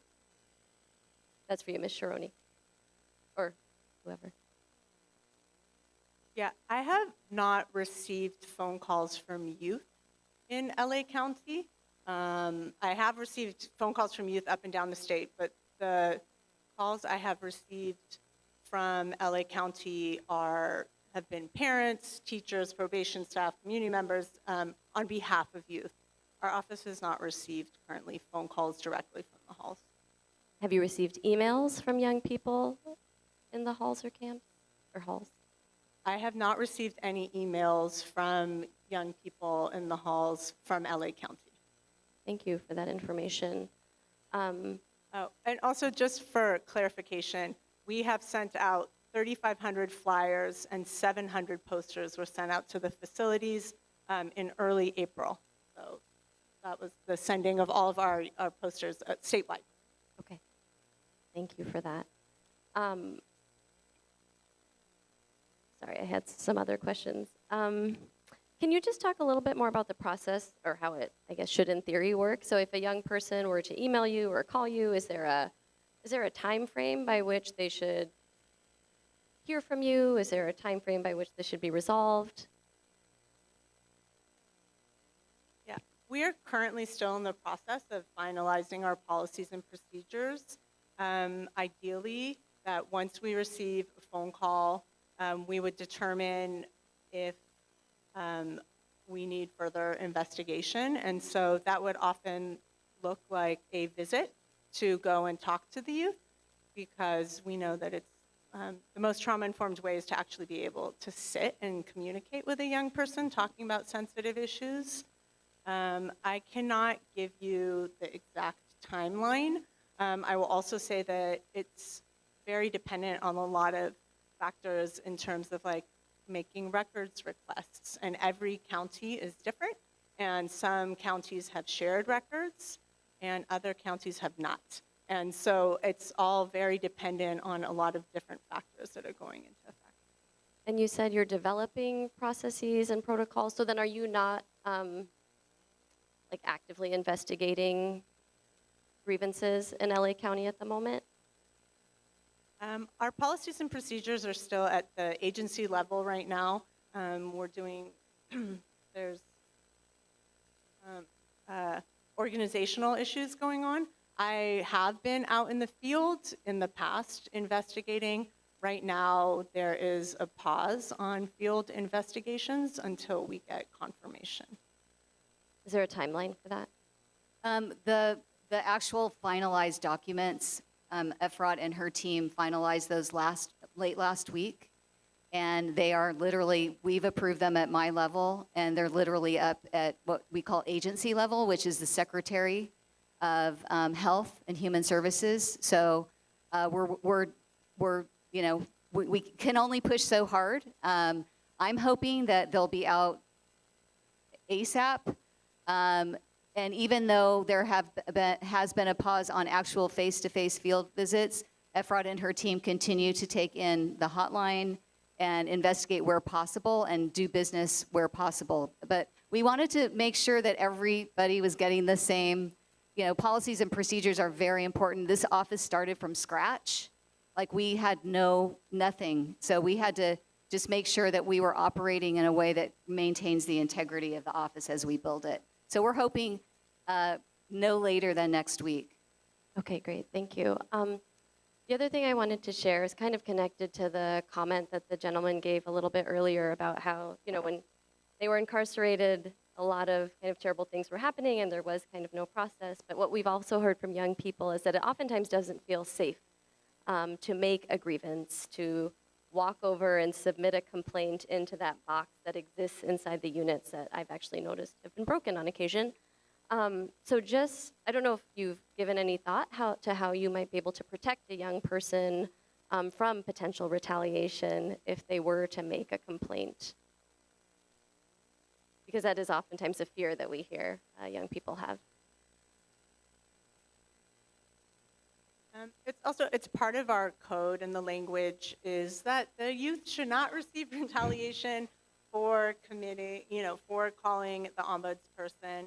I will tell you that in different counties, I have tried to do everything I can. When I have received complaints, I have interviewed full units of kids in order to try and make it so that that one youth was not singled out. But offering confidentiality to our complainants is our number one concern, to the extent that even when we receive phone calls from parents and other community members, it's really our goal to be able to communicate with the youth to understand their situation, because their own personal safety and what they're dealing with is the most important. Thank you. I just, again, want to impress upon both probation and I'm sure OIC already knows like the importance of having this in place, because last year, I mean, there were thousands, for example, of use of force incidents, which would likely result in at least a handful of grievances. And of those use of force incidents in Central Juvenile Hall and Barry J. Nydorf, 1,000 of them were supposed to be reviewed by an independent body, and they simply haven't been reviewed.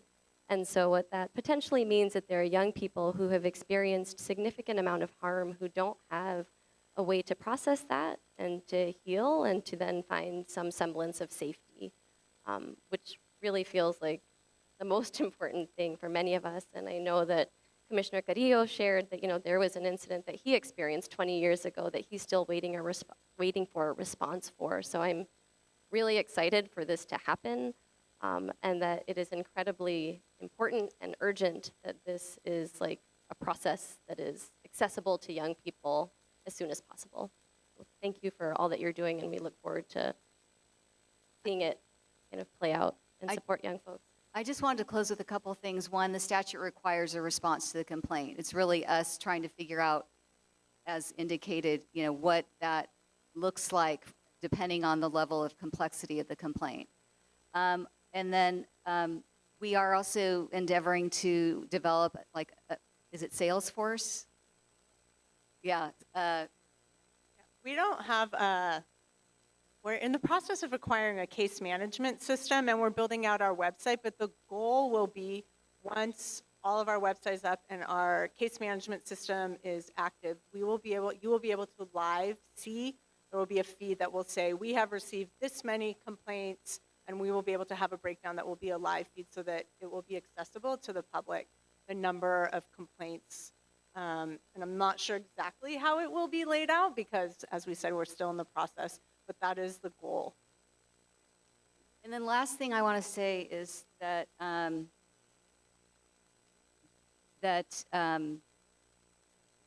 my attorney is saying YOBR has anti-retaliation provision regarding complaints for the ombuds. YOBR? Youth Bill of Rights, yes. And also Title 15 regulations. We're in the process of writing those regulations for SYTFs at this time, which may or may not be applied to all youth incarcerated, but there's also it's addressed in the Title 15 regulations. And then the very last thing I want to say is that I've been in many meetings in the Los Angeles area in the last couple days, and I just wanted to give you an updated number on how many kids are at DJJ returning to the county by the end of June. And I just heard from Dr. Bolts at DJJ, and it's 24. So I've just heard all kinds of numbers, and I just wanted to make sure that we were all operating with the same information. And 24 is actually the outside number, because some of them may be discharged prior to June 30th. And I just thought that was good news, because I know that there's a lot going on.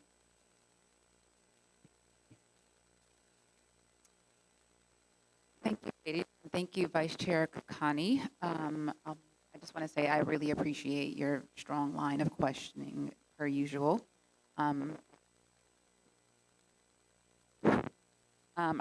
We can probably inspect for that, for proper postings during our next cycle.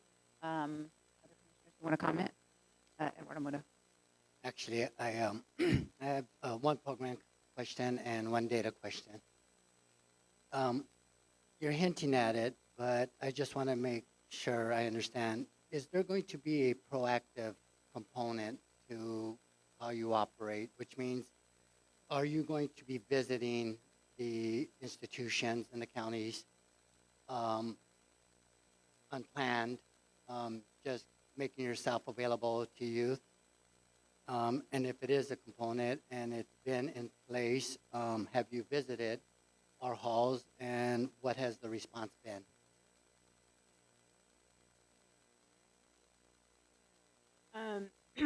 So the legislature, the way the code is written, I cannot make visits unannounced. I have to give 48-hour notice to the chief before I go in.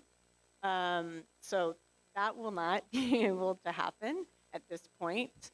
I have been into the facilities, and I have spent a significant amount of time within Barry J. Nydorf in the compound, and was in observance of some very alarming issues that have been communicated up through our office. As we said earlier, unfortunately, right now, there's been a pause, and so I have not been able to follow up on some of those issues and some of those complaints, but our goal will be I would like my staff to be familiar to all of the youth and would be going in on whatever basis is needed for them to be able to establish rapport and for the youth to feel and really understand the role of the ombudsperson and why we are here to maintain the Youth Bill of Rights.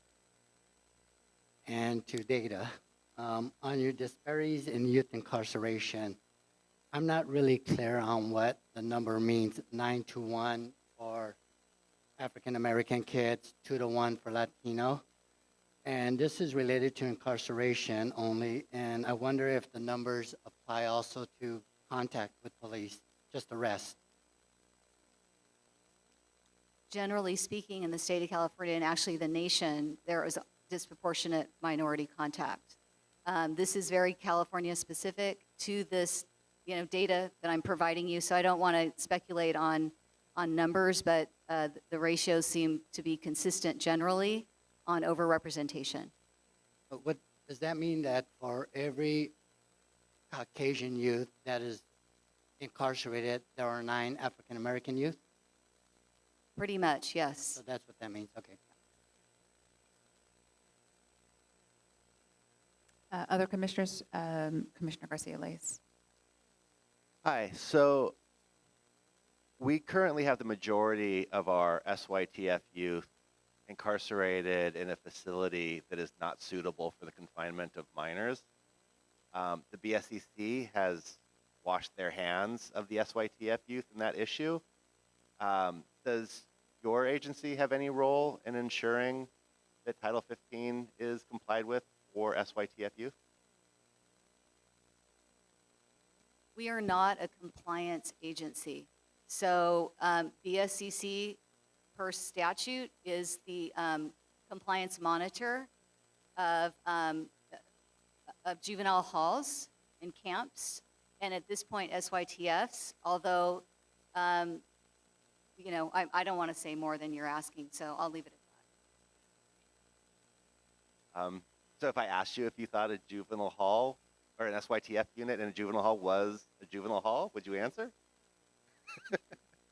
So some counties, it's exactly one and the same, and there's a wing or a location where they're naming it SYTF.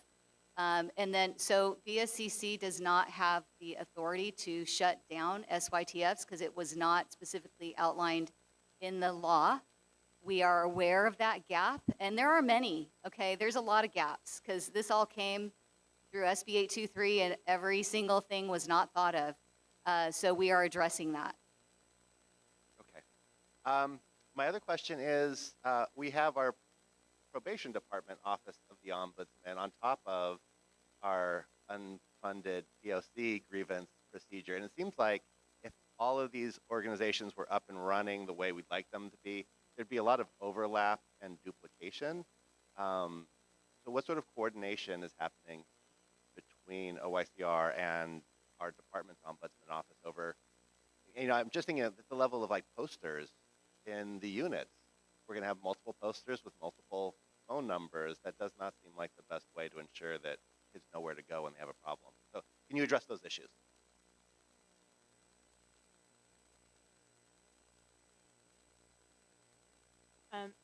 We have not finalized. I have met with the ombudsperson from LA County.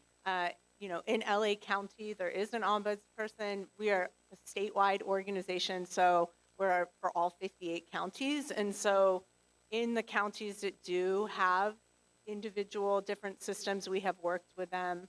And so it's really going to have to be on a county by county basis. We don't have currently a specific mechanism for that. I don't know if Elisa has any. Is this working? Okay. Yeah, I don't really have anything to add except that we're very concerned about the duplication of resources and the ability to share information. So counties where there is a separate ombudsperson, FROT will be working with them to make it as easy as possible for the young people in particular to know who they should contact for what, and that they have multiple options.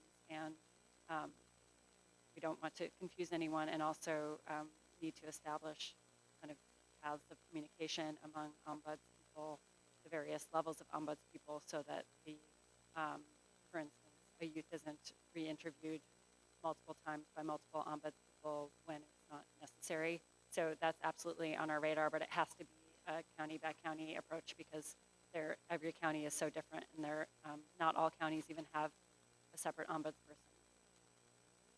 Wendy? I'm so glad you asked that question, and we get to hear from Ms. Sheehy, our ombudsperson, under item number 6. And it is my personal opinion that if and when, and I feel very optimistic about this, OYCR is able to develop a robust complaint grievance procedure for the facilities, it may make the idea of an external grievance procedure in the county, like through the Probation Oversight Commission, unnecessary. So I think that's a conversation we should have going forward, and it's a lot easier to have since we don't have any funding for the positions anyway. But that certainly wasn't in existence when the Probation Oversight Commission was developed. So I think things have changed, and perhaps it would be a change in how that evolves with the Probation Oversight Commission. Commissioner Carrillo, you have comments? Was that you raising your hand? Commissioner Carrillo, yeah. Thank you, Chair. Thank you for the presentation. You mentioned, Director Lucero, you mentioned the agency level has, I'm not sure what word you use, but has halted. Maybe halted was the right word. Whatever the word is, it's definitely has stopped at that level. My concern is, one, I understand as a member of this commission that we're very limited, as I suppose you are, but the idea, and correct me if I'm wrong, is that you report back to the governor and other agencies about what you're seeing and hearing throughout the state. You mentioned 36 counties have complied so far out of 58.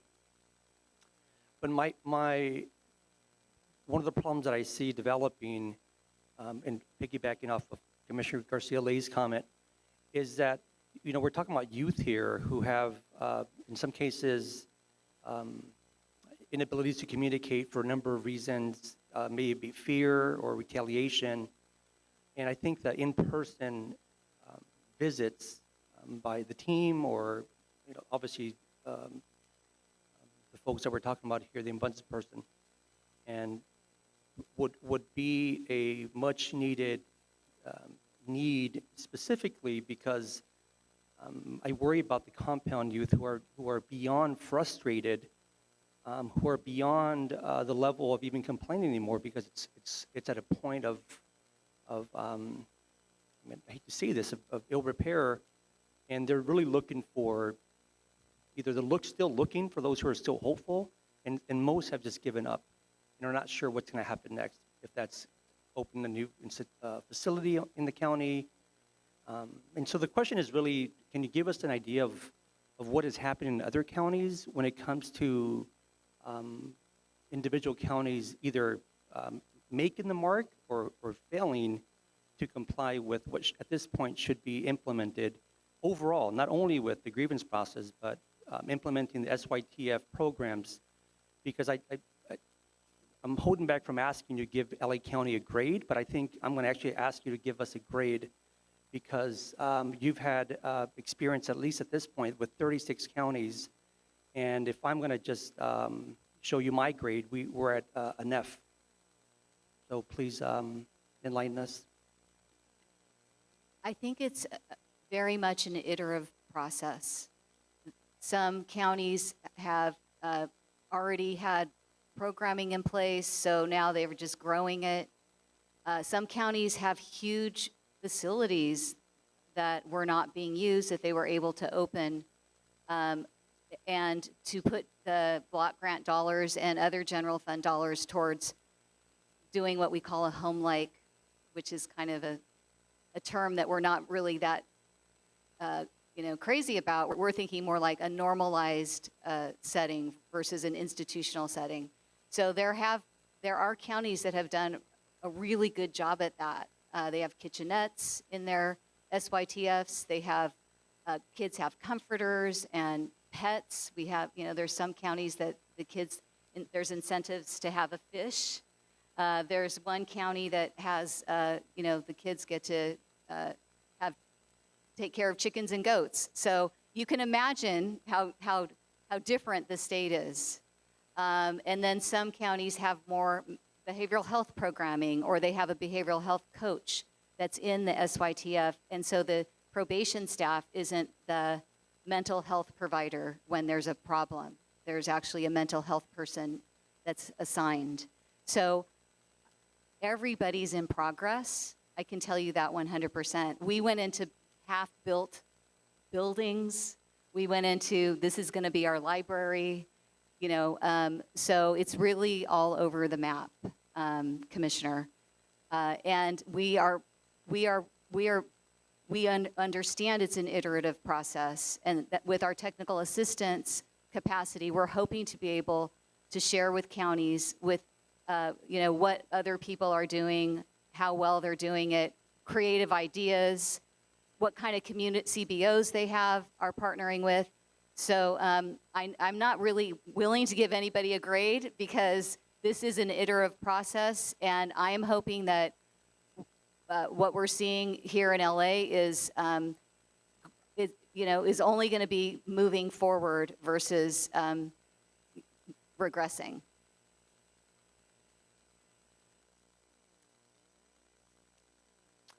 I can understand your position of neutrality and trying to be extremely independent and not side with one agency or the other.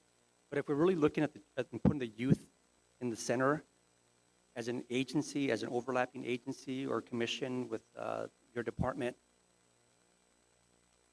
when it comes to the Los Angeles County SYTF progression from a number of years now, maybe you don't know, but I need to say it very clearly, that this county is failing to provide the SYTF setting. There's an outline of what they should be doing. So I know you don't want to give a grade, and I can respect that. But I just want to make sure you leave the county aware of that. And it's mainly because you're a reporting body. You're going to report back to, I suppose, as high as the governor. And I don't want anyone to mislead you, mainly because you have no access. You're saying you don't have no access to the institutions. I want to make sure, as someone who does have access, that there are huge problems that are affecting the youth in the county. And I have been fortunate enough to visit Nydorf.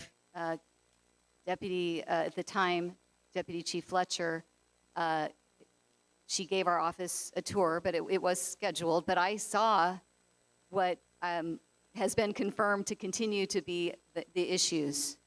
I'm very aware of the issues, very concerned about the health and welfare of our youth beyond SYTF. We're working very hard across all stakeholder partners to make sure that youth that can be stepped down are stepped down to other locations while this is being sorted out, and maybe even developing best practices for the future. I am keenly aware of what is happening. I am in constant communication with people here in this jurisdiction that are letting me know what's happening. We have sent reports up to our boss. We have been in high-level conversations. Everybody is very aware of what's happening. Thank you. Yeah, thank you all for, okay, Commissioner Canales would like to speak. I will say that we are significantly behind schedule, and we will wrap this item up shortly. Commissioner Canales?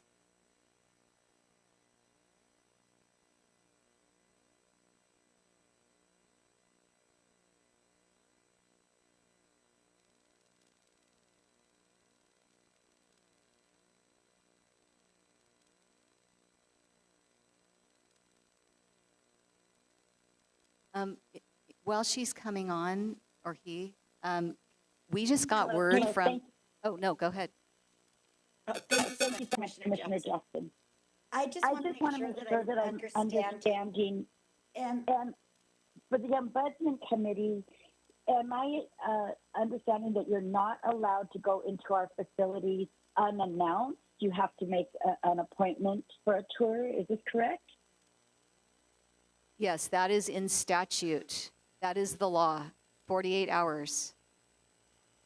Oh, okay, thank you. That's what I thought, but I wasn't sure. I thought maybe it was a crackle or something. And then another thing, I want to say that, I appreciate that there's this committee that is, that's progress in itself, that we're going to start getting these inspections and getting all this data collected. But for the facilities that you mentioned that have the quilts and the goat farms and everything like that, is that paper data reporting, or were you on site and you saw visuals of this? And was it available for the entire institution, or was it just a small portion that runs the farm, or a small portion that has quilts, or the entire facility?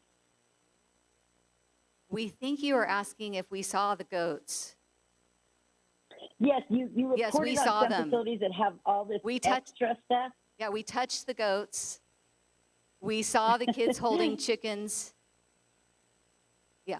Yeah, no, that's great, because I wasn't sure when, you said you're not allowed to go unannounced. I thought, well, are they just turning in paper reports? And Oh, no, I'm no. on the phone, so I'm trying to understand. Yeah, no, the facilities, including Los Angeles, has been gracious enough to let the non-ombuds part of my office visit, and we have no authority to visit, but everyone is letting us in the door.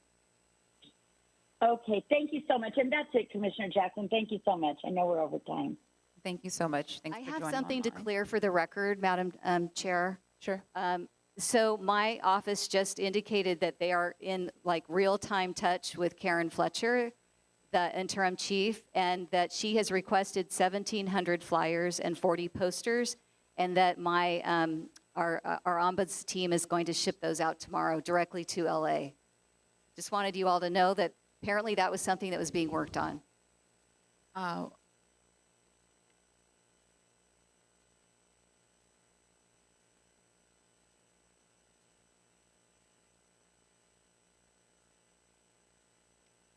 Right. Thank you all, and thank you, Chief Fletcher, for the real-time feedback. We appreciate it. That concludes item number 4. Let's move on to item number 5, which is a discussion and any action we need to take on the department's progress on reaching compliance with Titles 15 and 24 through the corrective action plan that was submitted to the BSCC last month. Last month. Sorry about that. So unfortunately, Chief Fletcher could not join us today, and so we're unable to move forward with this item in the way that we wanted to originally, but Interim Chief Deputy Chief Cotton is here with us to represent the department and has some remarks for us, so we look forward to that. I will say that we have questions that are specific to the chief, specific to probation leadership, and so they're not present.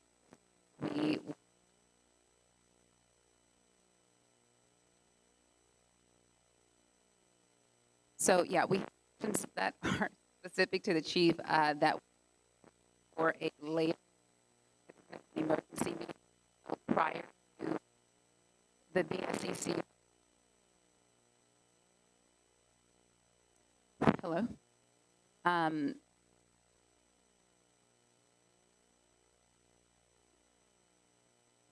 Hello. Yeah, so sorry about that. So that is a little bit disappointing, but we are going to hold an emergency meeting where we're able to thoroughly address this issue. So we apologize for that, but Ms. Cotton will be able to offer some remarks here in this setting today, and we will also welcome any public comment and comments from the commissioners on this item. And so if you have any comments to add, raise your hand, go to the podium, and for now, let's hear from Ms. Cotton on this.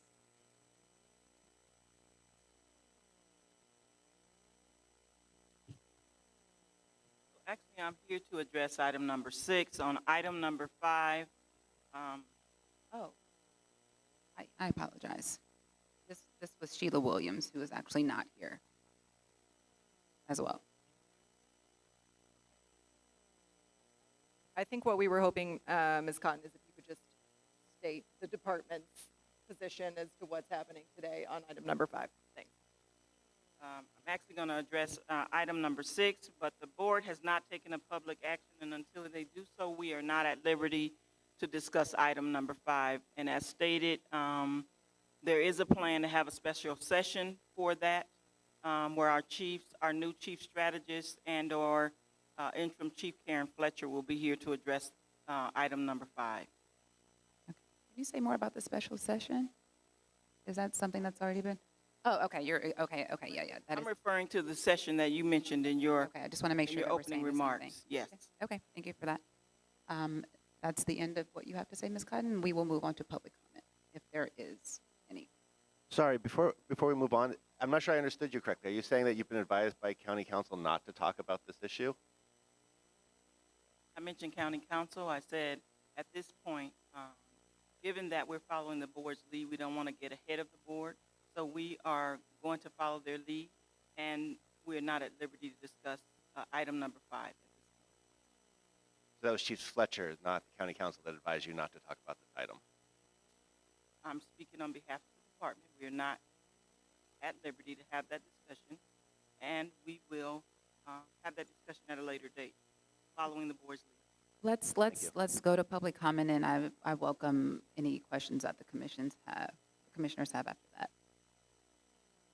Okay, so if you would like to give public comment on item number 5, which is progress on the BSCC compliance issues, please step to the podium. As folks are doing that, if you'd like to raise your hand on WebEx by clicking the little hand icon or dial *3. If you have any trouble with it, please send Janae a message in the chat and we'll get your name. And we'll begin with public comment in the room. Good afternoon. Can you hear me okay? My name is Stacy Nunez. I'm an education attorney and Equal Justice Works Fellow with the Youth Justice Education Clinic at Loyola Law School. I have clients currently in secure track, and that's why I'm here. It's unfortunate that we couldn't hear more about the plan, but I really want to emphasize the severity of the situation. I know that you're all very aware of how severe it is, but at least from my perspective, I have young people who are currently detained under 18, and it's to the point where they are reaching out to me. One in particular has reached out to me asking for help very explicitly. Like, it's very apparent that he is at a breaking point, and this is a young man that is currently in secure track. He has talked to me on multiple occasions for hours on the issues inside the halls. He has very explicitly stated that he feels he's regressing. He feels like the amount of contraband and the lack of access to programming is counterintuitive to the supposed rehabilitation that he is supposed to be getting in secure track, and he doesn't know what to do. At this point, he's very explicitly told me that he's waiting for the day he turns 18 and feels like he's gonna slip up and they're just gonna send him to county jail.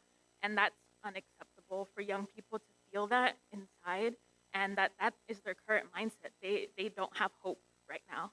And I've heard the concerns from young people that are inside. I've heard the concerns from staff, probation, families, and I don't know how adding staff into a structure that was not built to appropriately serve these children is going to work, quite frankly. Staff feel unsafe, which then contributes to the frustration inside, which then makes young people feel unsafe. And if you put young people and staff that both feel unsafe in a facility that has been found unsuitable multiple times, I don't know what else we expect to happen. So I really want to urge that we find something else to do immediately. Thank you. Thank you. Anyone else in the room like to give public comment? Okay, we're going to go to the virtual public comment. Also, I believe that Commissioner Lewis has joined us virtually, so we'll make note of that in the minutes. And Janae, do we have any public commenters? Yes, we have one public commenter, Crystal Jones. A request has been sent. Please dial, oh, you're unmuted. Please proceed. Good afternoon again, Crystal Jones, representing Crystal Clear Learning Foundation Incorporated. Asking to see when we do address item number 5, when Ms. Karen returns, how far are we with the Title 15 or Title 24 implementation for educational needs of our youth that are incarcerated? And the strategic plan in regards to closing down this unsuitable site that the other mother and advocate just mentioned. And thirdly, how can we, as community organized based facilities, assist with programs and coping methods to assist the youth development in regards to having education, healing, and coping training, and actually strategic courses where we can help them heal and improve throughout this justice system and find other solutions in regards to them being housed in a safe place versus a facility that is not safe. Thank you so much. Thank you. I believe there's a member of the audience, Aditi Shirakar, with her hand up. I'm not sure if you can see that, but if you could unmute Aditi, that would be great.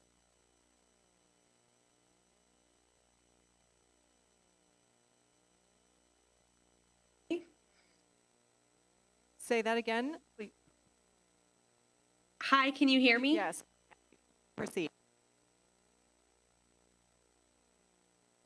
My name is Aditi Sharakar. I'm calling from Children's Defense Fund, California.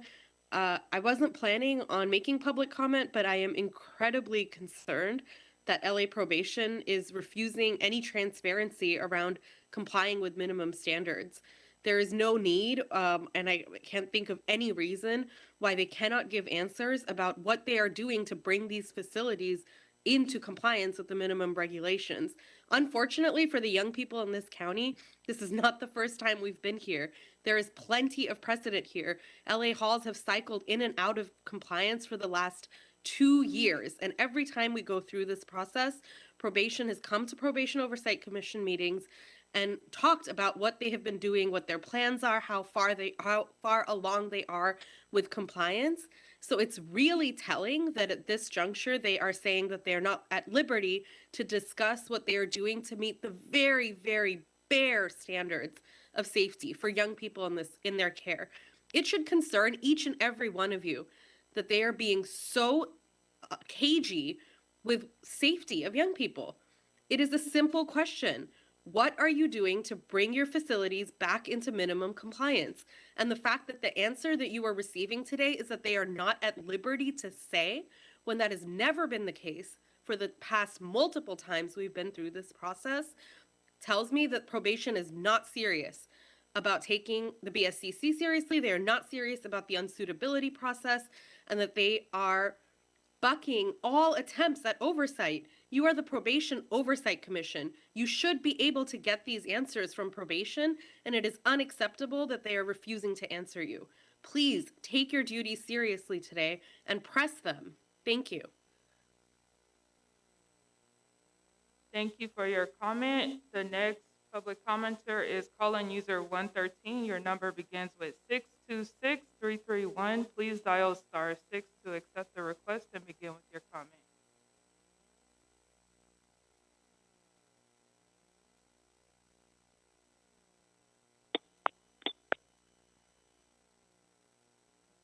I think we can hear you. If you can proceed. Can you hear me?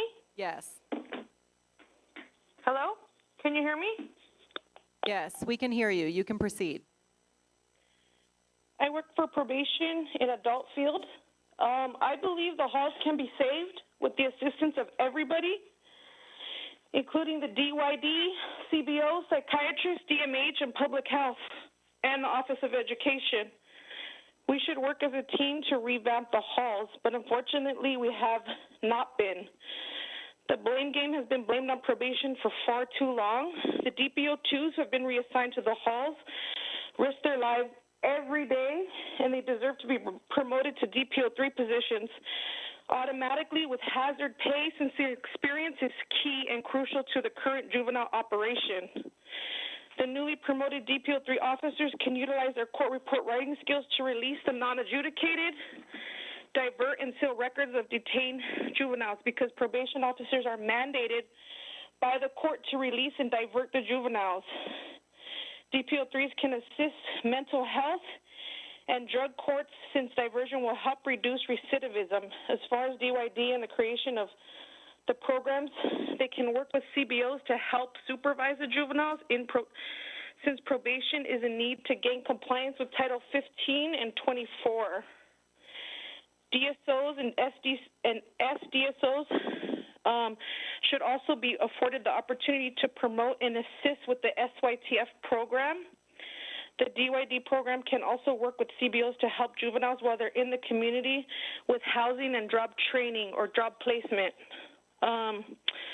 The juvenile halls are in desperate need of the juveniles are in desperate need of rehabilitation, court-ordered drug testing, which can be overseen by psychiatry and DMH, who can assist with the withdrawal process along with SYT officers. A detoxing facility should be created, since many detainees suffer from severe addiction and mental health issues.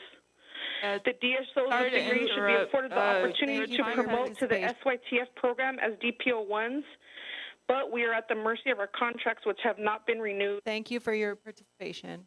Do we have any other online? Okay. Okay, thank you. And our next public commenter is James Maddox. Hazard pay. James Maddox, if you can unmute yourself, you'll have 2 minutes.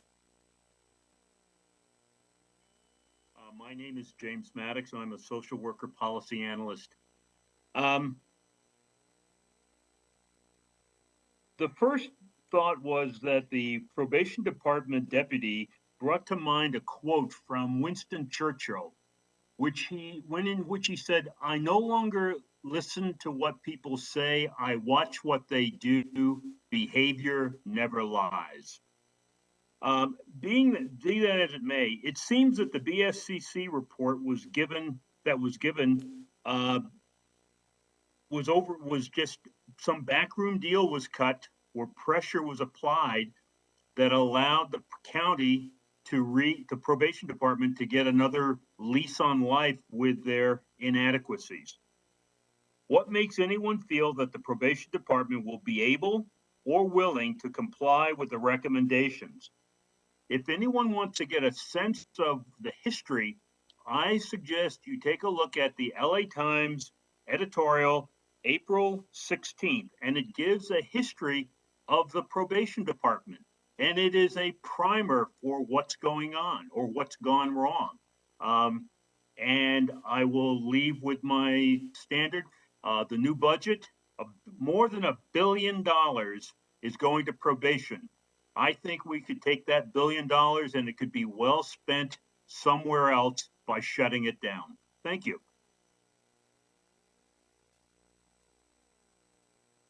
And Chair Jackson, that concludes our public comment on this item. Thanks so much. Moving on to commissioners with comments on this item. Questions or comments? Let's start with Commissioner Meredith. Yeah, this is more of a comment and a concern I have. Actually, it's a grave concern. Guillermo Villaraigosa was hired by the Board of Supervisors to be the strategist for the juvenile side of this house. He answers only to the board, parallel to Interim Chief Fletcher.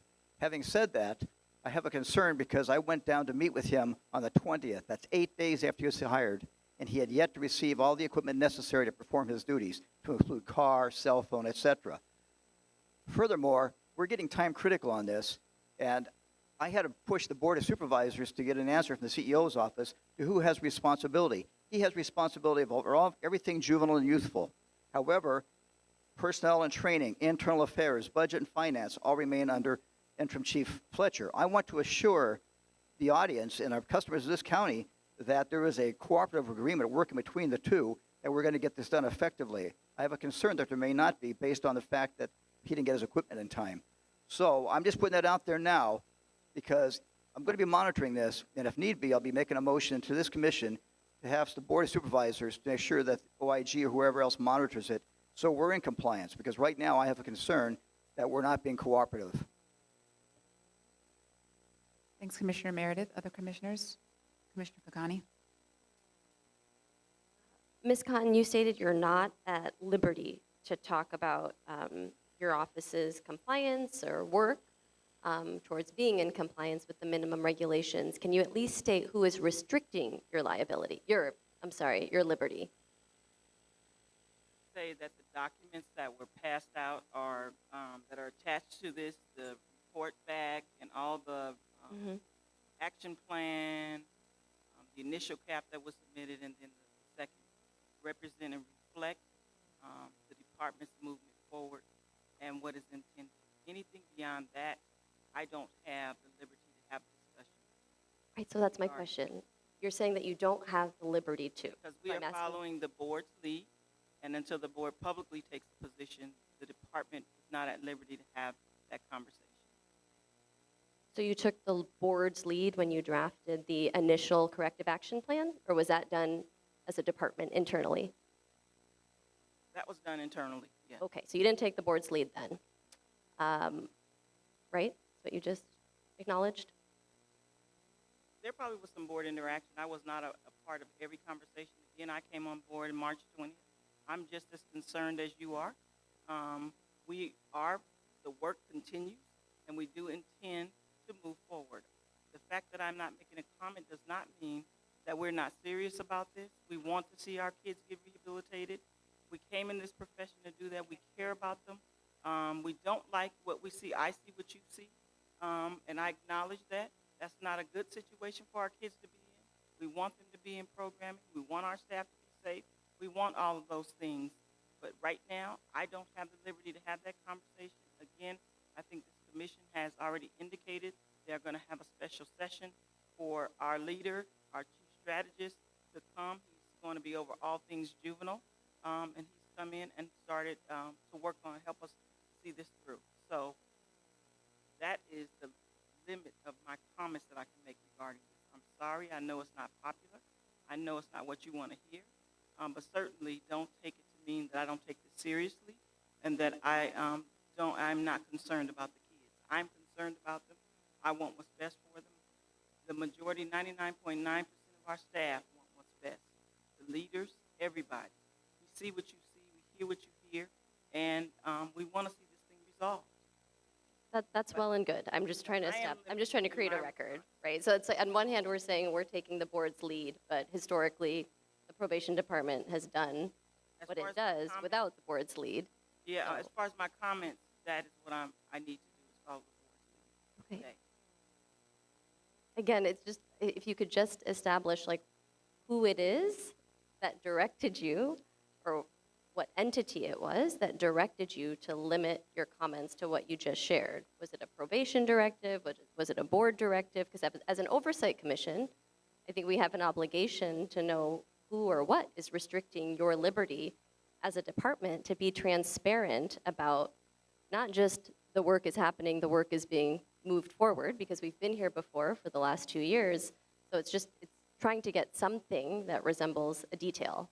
I understand that, but I'm limited in the comments that I can make, given what the department is trying to work through with our leaders downtown, our board, and with all the various entities that are working with us. That's the extent of my comment. I apologize. Again, I know it's not popular, but that is the extent of the comments I can make. And last thing, there are a number of documents that are attached to this agenda that have been shared with us. And you stated that this kind of outlines all of the work that's going on. The last document that I believe was attached was a BSCC letter from April 13th. And so, which basically states that, things don't feel terribly sufficient, and then we're just going to kick the can down the road.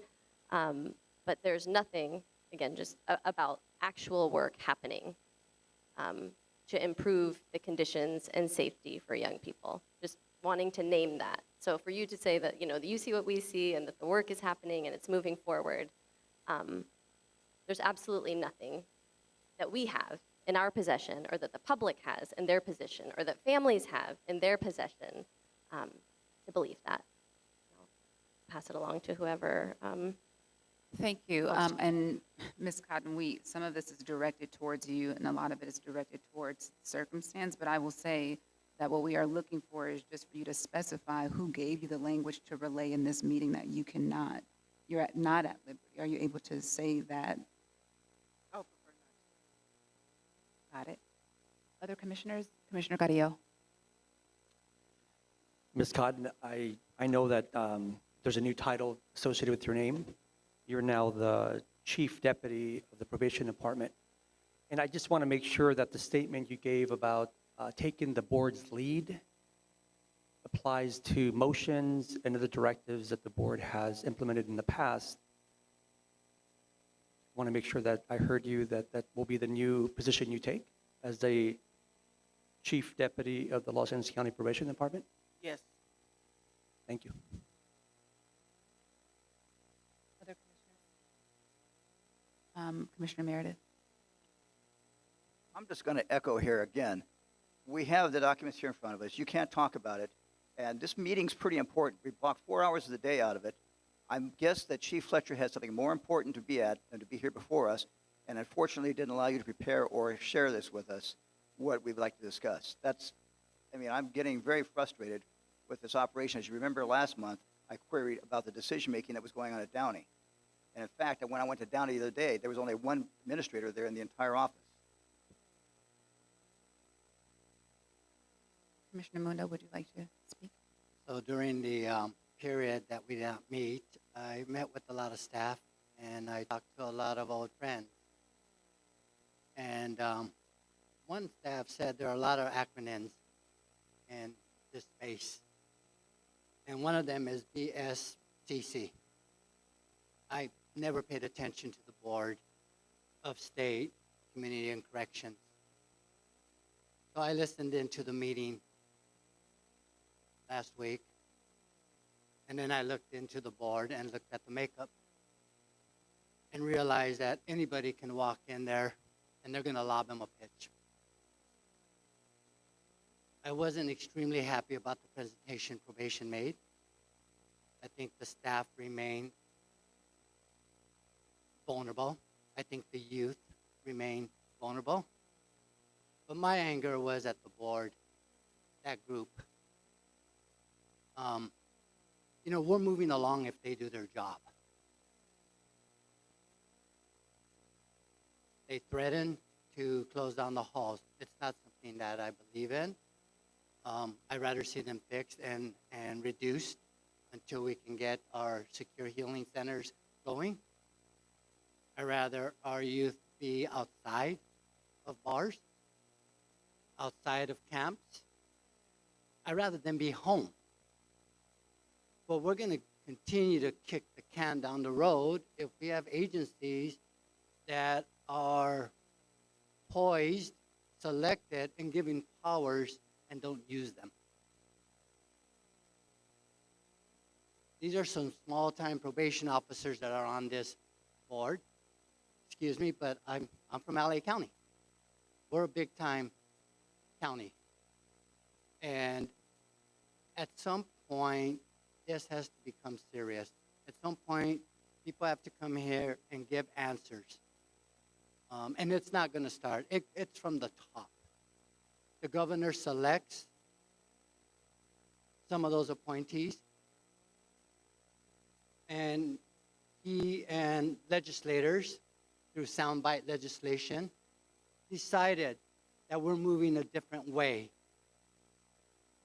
And it's time for them from the top to start really pushing down so we can get youth and we can get our communities healthy again. Commissioners, any closing remarks on this item? Commissioner Garcia-Lace, you're up. Yeah, sorry, earlier when I preempted public comment, I thought I understood you as saying we were moving straight to item 6. So my reading of the law tells me that the juvenile halls should be closed down in about 3 weeks. But that's not happening. But I am convinced that it is going to happen by the end of summer, that this is not like last year. The juvenile halls are going to be shut down, that they are unsuitable for the confinement of minors, and that the department should begin looking at this as an opportunity to do a hard reset on the juvenile facilities, rethink what our capacity actually is with the staff we currently have, begin looking seriously at what happens the day that that minors cannot legally be confined in these halls, which means transferring them to other counties. These were all, ideas that I sort of thought about a year ago, but they're happening now. And when we have the next session, we'll talk in more detail. But the thing that frustrated me most at the BSCC meeting was when representatives of the county said that every minute we spend thinking about what our plan B is, we're not focused on bringing this county back into compliance. Well, every moment we don't have a plan B is a step closer to a disaster of a scale even larger than the shutdown of East Lake last year. So that's my comment. Thank you. Thank you, Commissioner Garcia-Leyes. Chair Jackson, I believe Commissioner Lewis, he's virtually with us. He would like to comment. Happy to have him speak. Commissioner Lewis?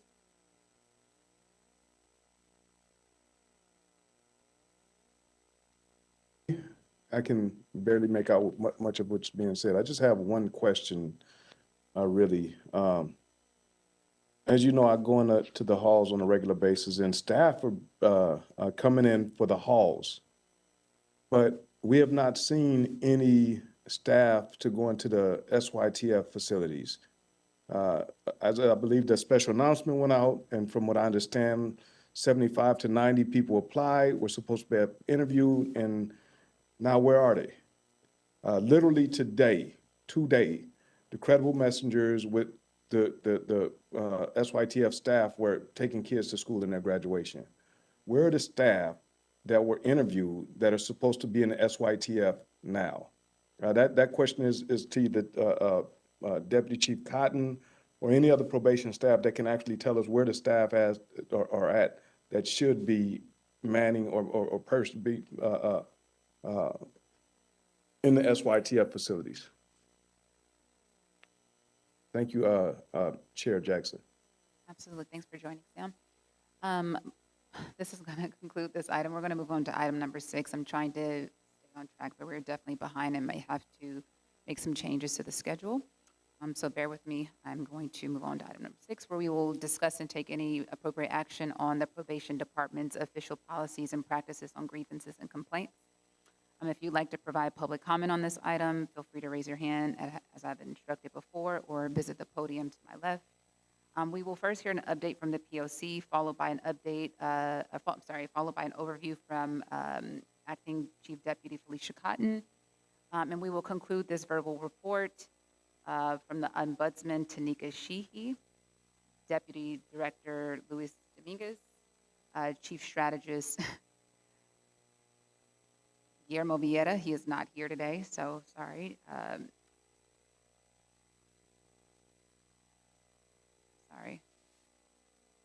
Bureau Chief of Camps Valerie Van Kirk. Okay, great, welcome. As well as the Bureau Chief of the Halls, Kevin Woods.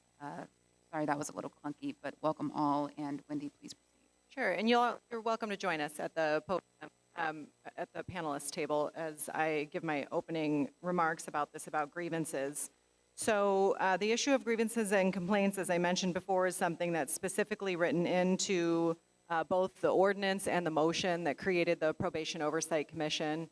I think based on the presentation by OYCR and the prior presentation about the Youth Bill of Rights, there are a lot of comments about the importance of grievances and complaints in terms of understanding what's going on in the facilities, ensuring that young people are safe and that they're able to express their concerns. I'll tell you, I learned a lot about grievances and complaints during my first year participating in the inspection process. You can learn a lot from talking to longtime probation staff And I got a lot of insight from them, including a conversation I'll never forget from someone who has 50 years of probation experience, 50. And standing in a cottage at Dorothy Kirby Center with him, he explained a few interesting things to me about grievances. One that was funny is he said he was really glad he didn't have a grievance box in his living room while he was growing up with teenagers. I fully agree and understand that. I have teenagers at my house, and I'm certain that the grievance box would be full every day. Today the Wi-Fi is out. You can imagine what the grievance box would look like. He also mentioned that it had become his goal toward the end of his career to have as many grievances as possible. He actually expressed that he liked working at Dorothy Kirby Center where there were girls because the girls are more likely to write grievances for a number of reasons. The reason that he said he wanted the most grievances possible was that he wanted a system in which young people felt safe and comfortable in expressing their grievances, and that would mean you would get a lot of grievances about silly stuff, and you would also get grievances about the serious stuff. And then he gave an example of one of them. And he said that he remembered getting a grievance once about a young person who had gotten a bag of Lay's potato chips with one of their snacks, and it was expired. And he said, and I mean, everybody in the room knows who I'm talking about now, but I'm not going to say his name. He said he thought, come on, what do you want me to do? You know, call the CDC? Like, I don't think you're going to die from this expired bag of potato chips. And that then he realized that, in fact, it was really not a good idea to be serving expired food to young people who are incarcerated in a facility. And so that as much as there wasn't really any harm, there should be a practice and policy about making sure the food isn't expired.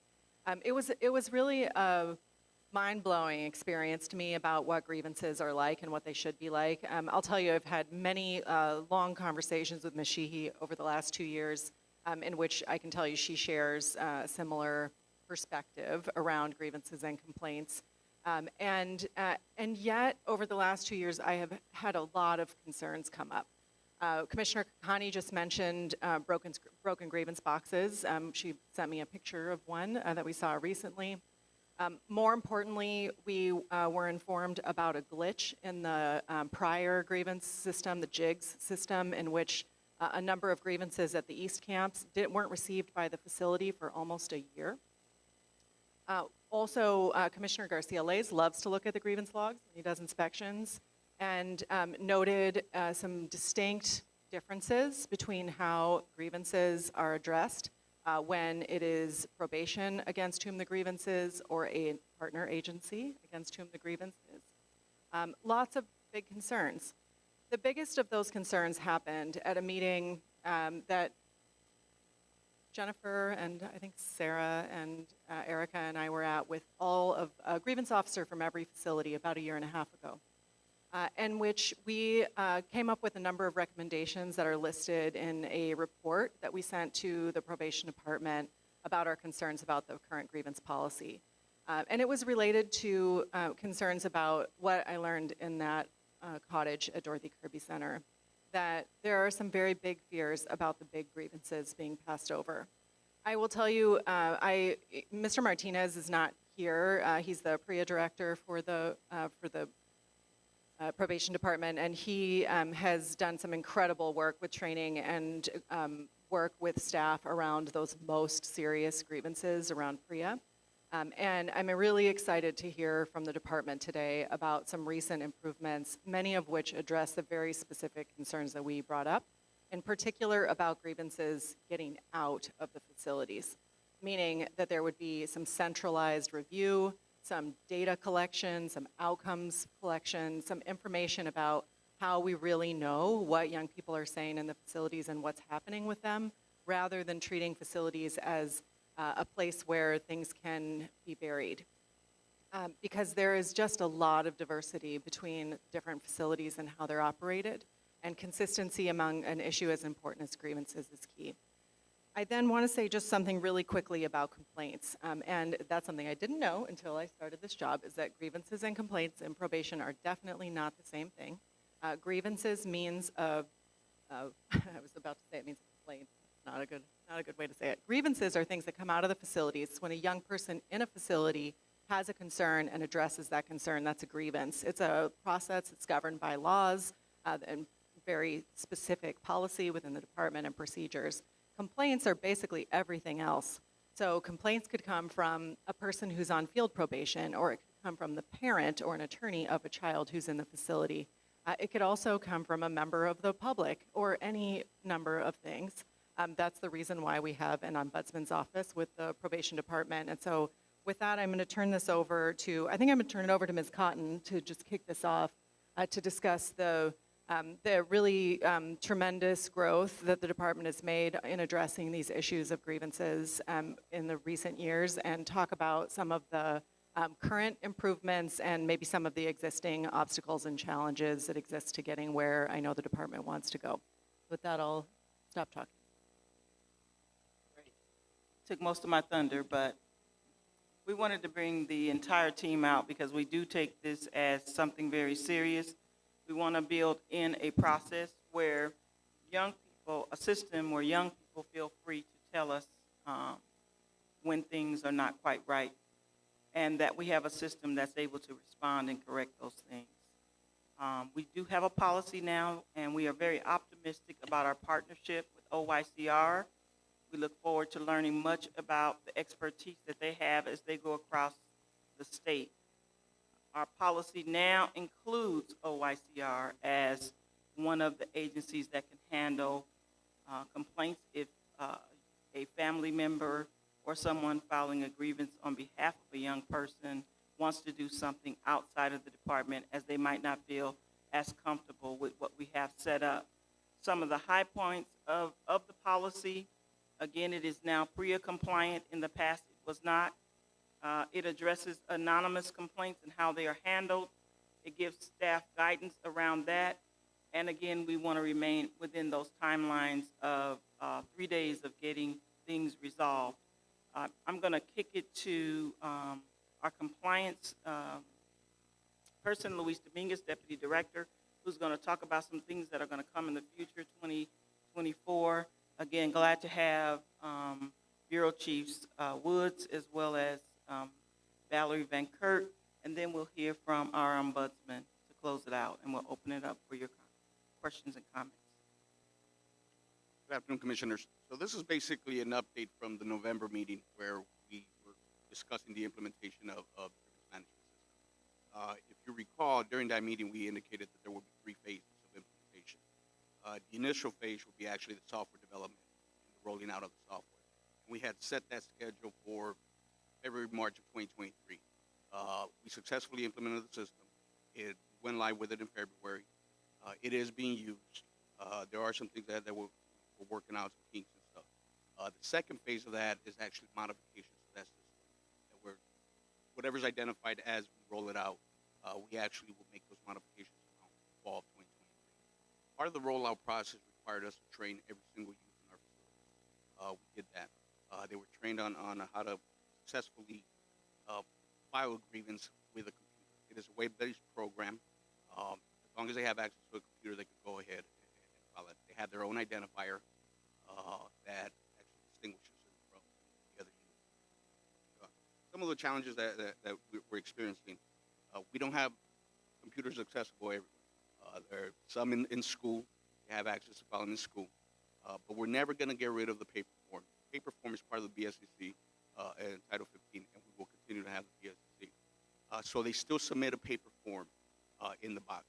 The grievance officer still receives the paper form, and then it's entered into the grievance management system by the grievance officer. We have given iPads to the grievance officers so they could go ahead and whenever we resolve the grievance, the youth sign off electronically as well as receive a paper copy of it. The third phase of that was the implementation of the kiosk machines. Initially, we were going to go out for a request for proposal, an RFP, to secure kiosk machines in all of our day rooms or wherever the youth have access to, and that could actually go ahead and support the software that we developed.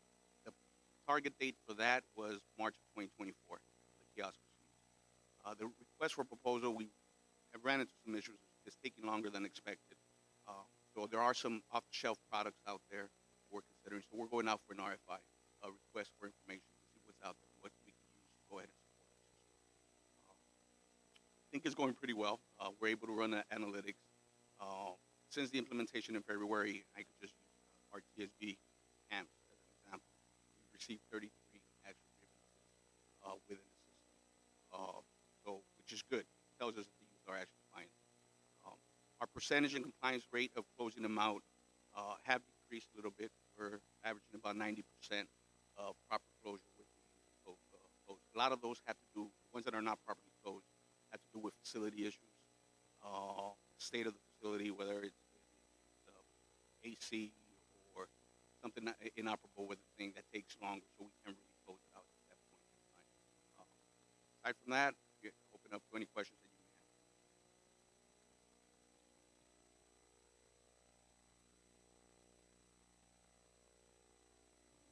So do you want to move on to Ms. Sheehy doing the presentation about I think that works, and then we'll do public comment and then the.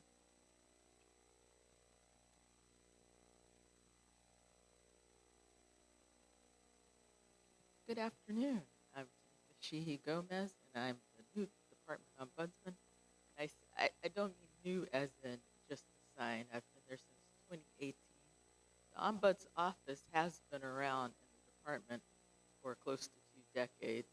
So we have been a resource for our clients, our youth, our adults on probation, our PSPs, ODR. We receive contact from everyone.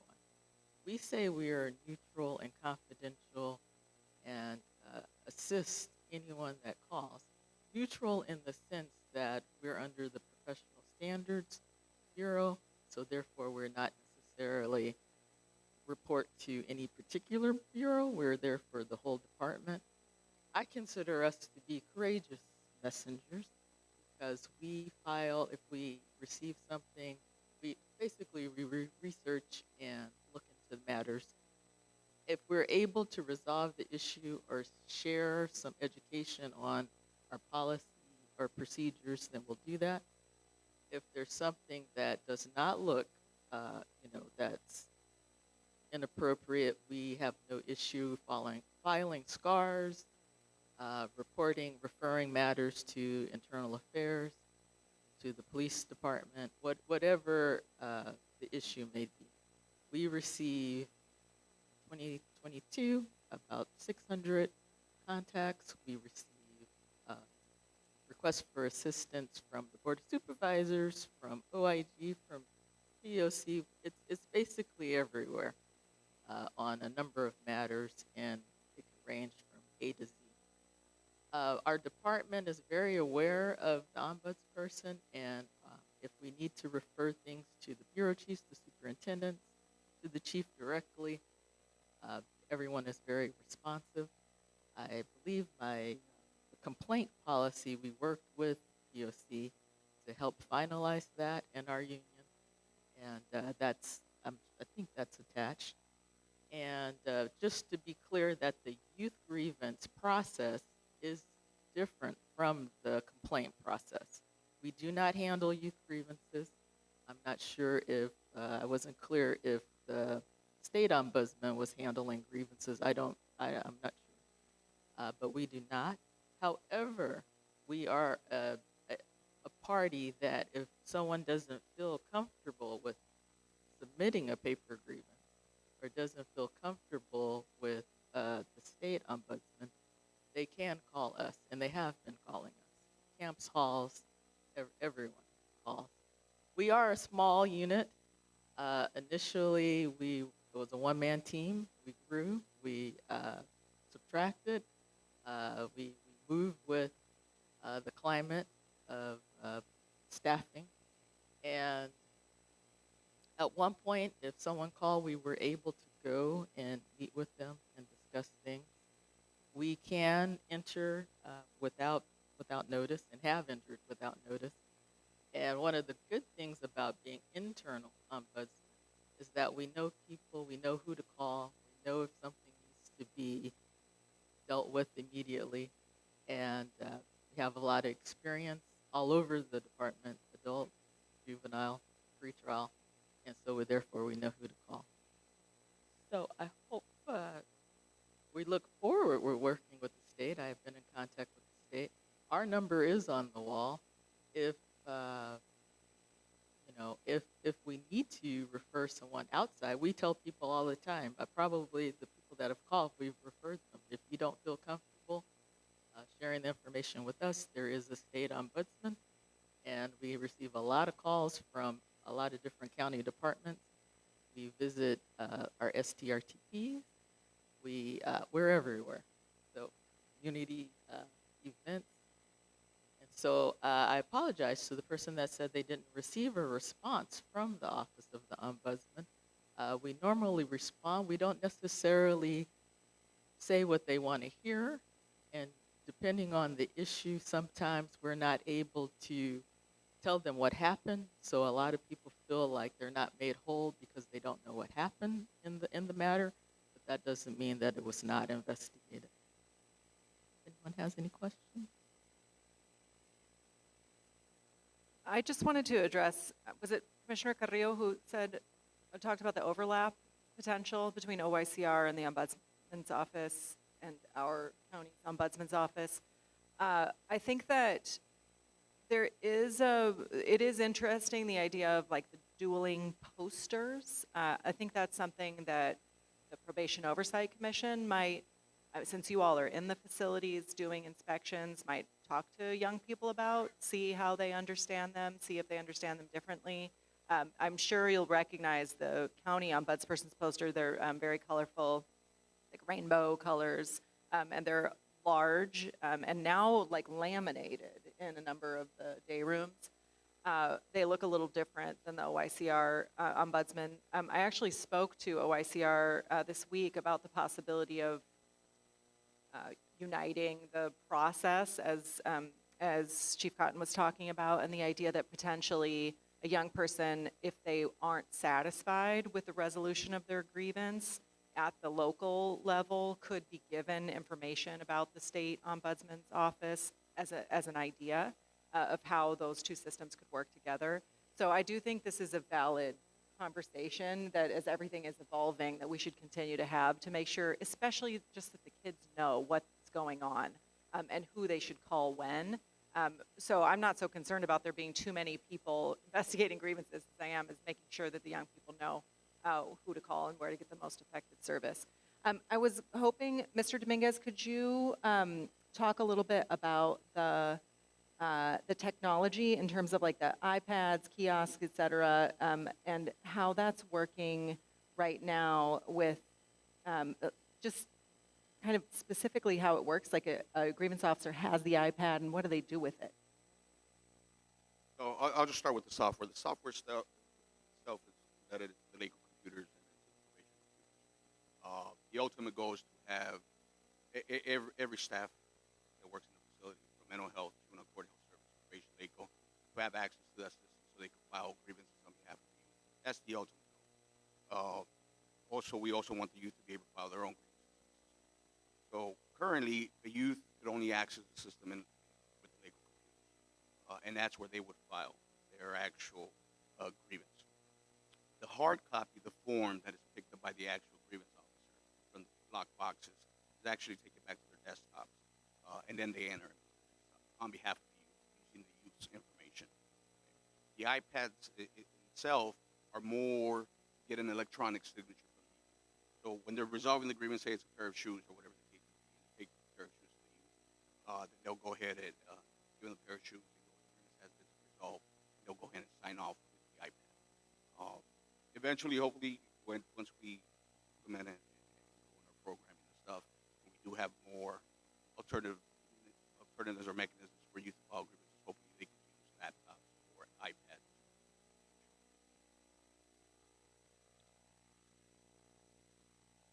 Okay, so thank you very much for that presentation. And let's go to public comment. If we have anyone in the room who would like to give public comment, I welcome you to approach the podium. And while we're doing that, if you're online and you'd like to make public comment, please use the raise your hand function or dial *3. And we'll be happy to unmute you. So welcome, thanks for being here, and you can begin. Hey, my name's Daniel Lopez, and I'm with ARC, and I was just released from SYTF like a month ago, so I just wanted to say my personal interaction with like the grievances and the ombudsman problem. Like with grievances, no one really bothers to fill them out because like they don't get back to us till like a week or two later, and sometimes like problems are urgent, and you know it's not that reliable. And with the ombudsman, I didn't even know that I could contact them and like call them if I had problems. The only time they would come was when like the units would start tripping, and like we had problems in the unit, so they would go talk to us. But that's the only way we would be able to get things done, like inside there. But that's all I had to say. Thanks so much for being here. Good afternoon, Commissioners. Ken Mendoza with the Anti-Recidivism Coalition. I just wanted to recommend to this POC to support a state bill that is moving at the state capitol right now, which is AB 505, Assembly Member Ting, is to improve OYCR and to remove the 48 gap that currently is preventing OYCRs of the ombudsman person to enter in juvenile halls and camps.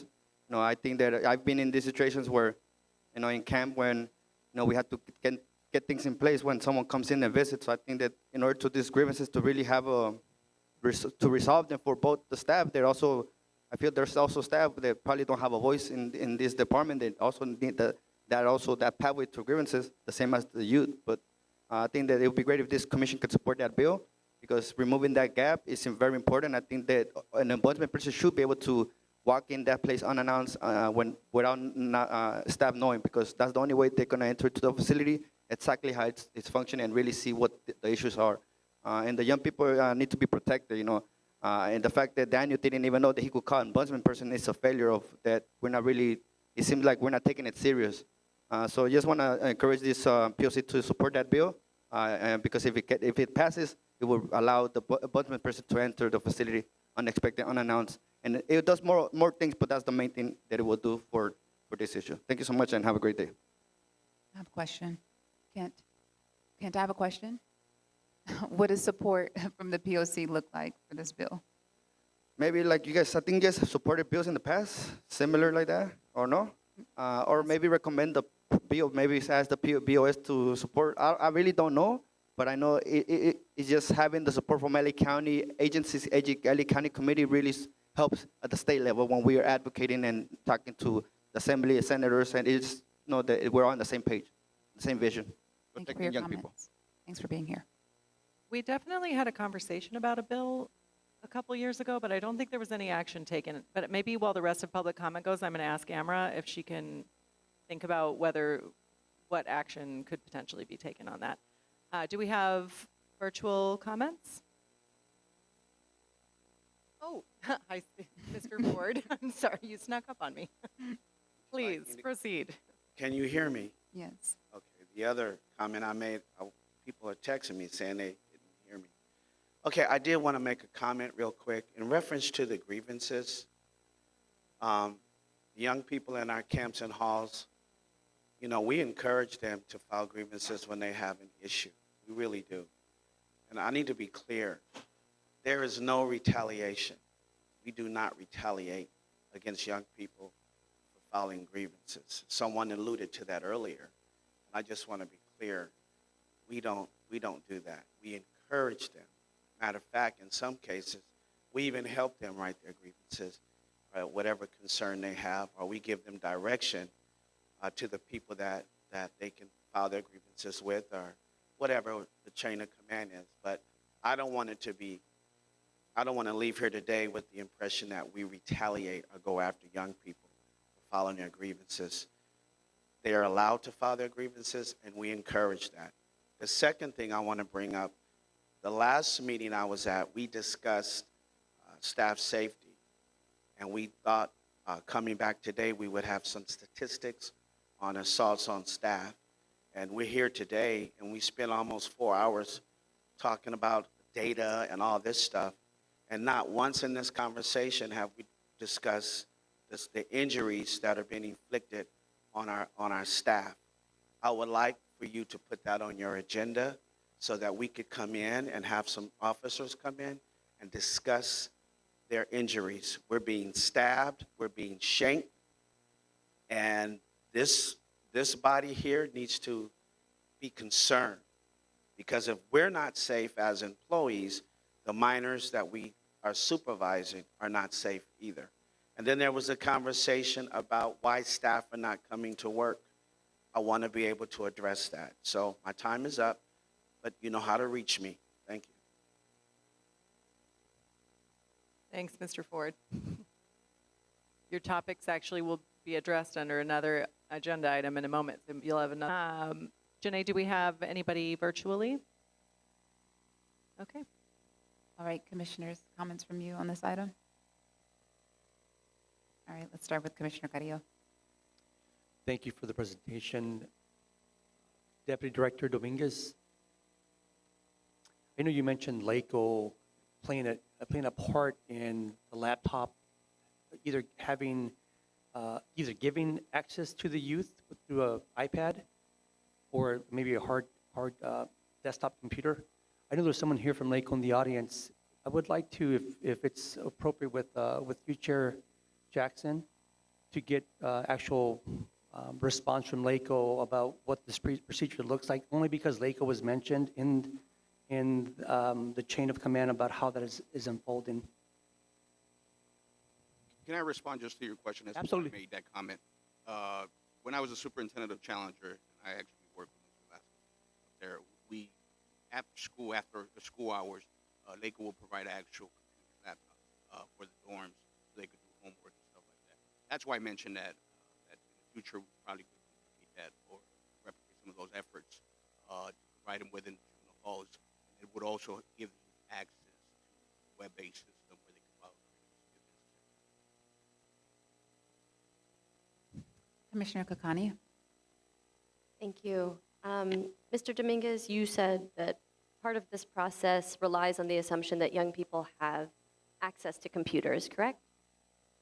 For the non-paper filing of a grievance, yes. Right. So as part of the process. Yes. And that's in accessing the computers, that would be kind of outside of the presence of probation staff, perhaps creates a sense of safety when submitting the grievance, because the paper grievance box is right in the unit in the presence of probation staff, right? That's correct. Okay. So when we've been told by young people directly, at least during many of my visits to Barry J., that they haven't been to a classroom setting for weeks on end, if not months. That then means that they don't have access to the computers during classroom time to submit a grievance, correct? They wouldn't have access, if they're not in school, they would not have access to the computer, they would have access to the paper. Okay. So do you understand how that's a bit of a problem, that half of this process relies on access to a technology that young people don't have access to because they don't get to a classroom? I recognize that is an issue. That's why we're in the process of securing kiosk machines, which is the ultimate goal, placing them within the dormitory so they can have access to the electronic system. Okay, that's why I also brought up the concern or the possible solution, providing laptops or some other type of electronic mechanism that you can use within the dorms. What's the timeline for that? I know that you're submitting an RFI and all of those things, but we're like months kind of behind where we should be. For the kiosk, as I indicated in the November meeting, it's March of 2024. That's our target. You said March of 2024? Yes, that's our target. That's how long it I just want to comment that that feels wildly unfair to the young folks who then, you know, as the public commenter said, you know, the grievance process was a bit of a joke, didn't feel like they would submit paper comments. And so that feels wildly frustrating. My second question was, you said that there have been 33 grievances in the camps since the start of this year? Since the implementation, since the rollout of GMS. Okay, and that was in February? I know we rolled it out in the halls in February. I don't have the exact date for camp. Okay, you gave a number for the camps, though. What's the number for the halls related to the grievances? I don't have that number ready, but I could provide it. I don't know if it requires like a motion or what it is that we need to do to get the data related to the grievances in the halls. I can't tell you that we average about 40 grievances a month in juvenile hall right now. Okay, but if we're acknowledging that young people don't go to school regularly, don't have access to computers regularly, it would be helpful to know not the average, but what the actual number is. Thank you. Commissioner Kokani, a motion is welcome if you want to do that. Okay, and then related to the grievance process and this new launching of the process, I think you said phase 2 was to make improvements. I don't know, what does like the review of this process look like? Are you talking to young folks? Is anyone talking to young folks to ask them about how it's playing out for them or how it's playing out for staff? So I don't believe we've had actual groups with most of the process comes through issues that the grievance officers may encounter in their conversations with the youth or in their actual entering of the grievance in the system or responding or resolving the grievance. We've already identified a couple steps within the new software that don't actually follow our grievance process. For example, there's an area where it bypasses the supervisor and goes directly to a director. We have to have that supervisor in place as mechanism as the first individual to resolve it. That's part of our grievance process. So that's one of the glitches or enhancements that we have to modify within the system. Okay, but anything else about like user accessibility or like the user interface or? We haven't had that, but I'll take that and make note of that, and we'll put that as suggestions for the future. I don't have any other questions. If I may, real quick, I just want to comment that the youth do have access to our telephones. So that's still available, payphones and the phones in the offices and throughout. But that's a separate, the ombudsperson. Correct. And that number's I just wanted separate to make from sure, the- yeah. I got it. And I'd like to comment regarding Mr. Dominguez's time period of the 33 for camps. I have a number of 216 in that same time period. Right, and is that, do you know if those like are written versus computer? I do not. I just Okay, Commissioner Carrillo. Thank you, Chair. Mr. Dominguez, one last question. You know, I'm really concerned about things being lost in translation. So you pointed out that there was the youth would write something on the actual hard copy, and then it would be then inserted into the system. Is there training to make sure that the actual not corrected grammar is being inserted? Because I just want to make sure that you know, one or two words can change the entire messaging or the grievance that's being addressed. And if it's done, I hope correctly, it's literally word for word that's being inserted from the paper, I suppose written by a pencil or a pen, into the iPad or laptop, whatever. So can you walk me through that? So the instruction is that it's supposed to be entered verbatim, you know, directly from the paper form. We also ensure that we keep a copy of the paper form and it's attached to the actual file of the grievance. Part of the auditing process requires that all the grievances get in a certain file. So they're printed out, okay, and they're attached, and that's how we do our audit. By reviewing the grievances, whether they were resolved within the time frame allotted, whether it was properly closed out. We don't accept any grievances that indicate or state, I will take care of this in the future, at future date, or whatever the case may be. And I'll use the shoes again as an example. I'll give you the shoes tomorrow. Please sign off that it was resolved. We consider that unresolved grievance inappropriately closing it out. So that's part of the auditing process that we do. We ensuring that we go back and we follow up that it was actually resolved. Thank you. And I just want to make sure that we don't ignore our LACO staff who's here in the building, if you can give some comments about the procedure as well. Yeah, she actually already told me, and then they're fast over there. So we can discuss legislative advocacy. We can't take any action on it at this meeting because it's not agendized, but we could certainly put it on an agenda for a future meeting to discuss that bill.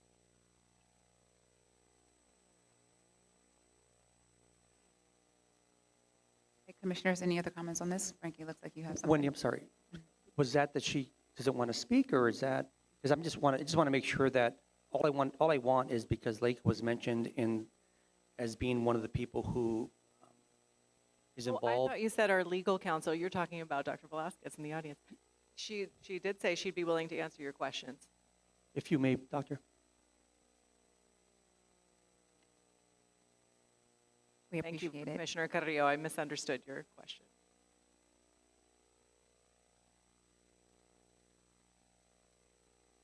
Good afternoon. Thank you for allowing me to speak. So LACO did work, our technology department did work to add an application into the student computers. So the students have a secure portal. When they log in, that application is there so that they can fill out the grievances. That happened about 4 to 5 years ago. So that's been on that system. And then I know there's an update to that grievance app, and we're still transitioning into that update. So our technology team is working on that with probation, but we're still giving students access to the old form that was there. So they still have access to it even as they transition into the new format. If a youth is giving you a verbal grievance, anyone on the LACO, under the LACO umbrella, is that then relayed to probation, or does LACO take on the responsibility as just being an adult and, memorializing the moment? Or what's the protocol there when it comes to grievances? So our role was just to give students access and the ability to fill out that grievance with the technology and privately, really.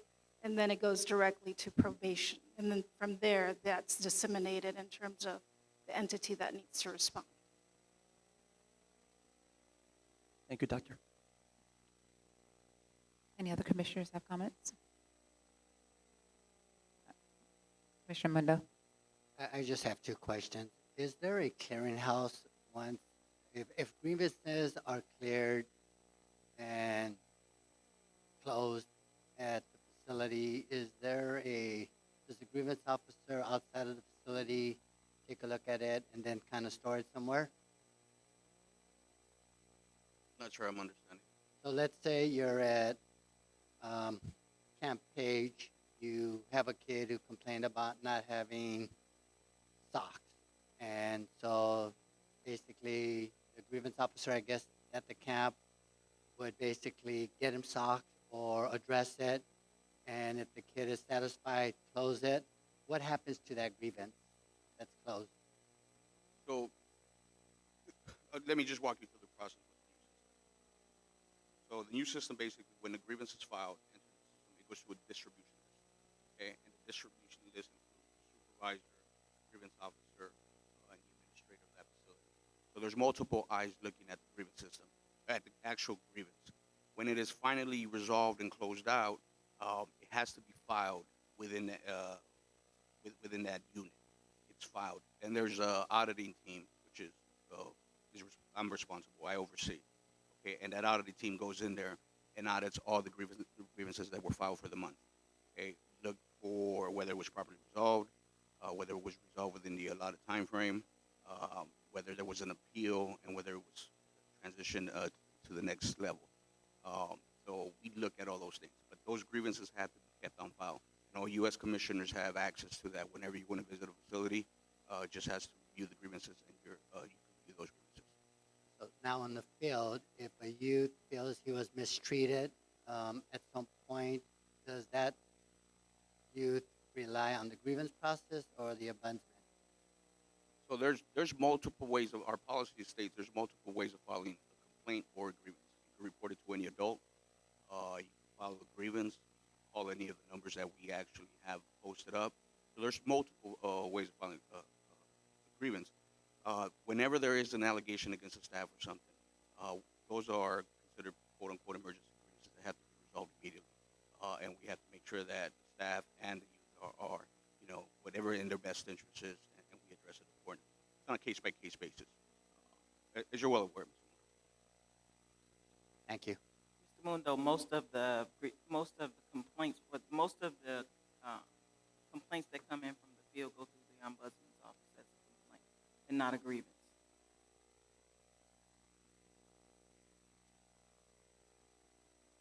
Commissioners, and thank you for others who spoke on this side.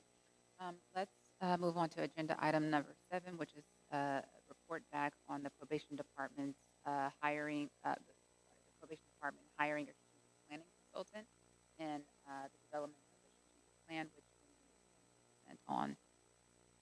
Yes, I'm just going to give a short comment, which is that Interim Deputy Chief Williams is not able to be here today and provided this morning a written answer to this question, which has now been, the commissioners have a copy of it. It was also uploaded this morning to the agenda, which addresses the movement on the strategic plan. So I encourage folks to read it, but that's the extent of the report on that for today.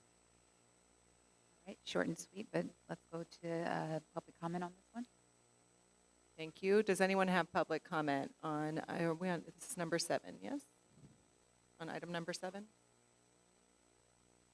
don't see any in the room. Janae, does anyone have their hand raised? Not so far.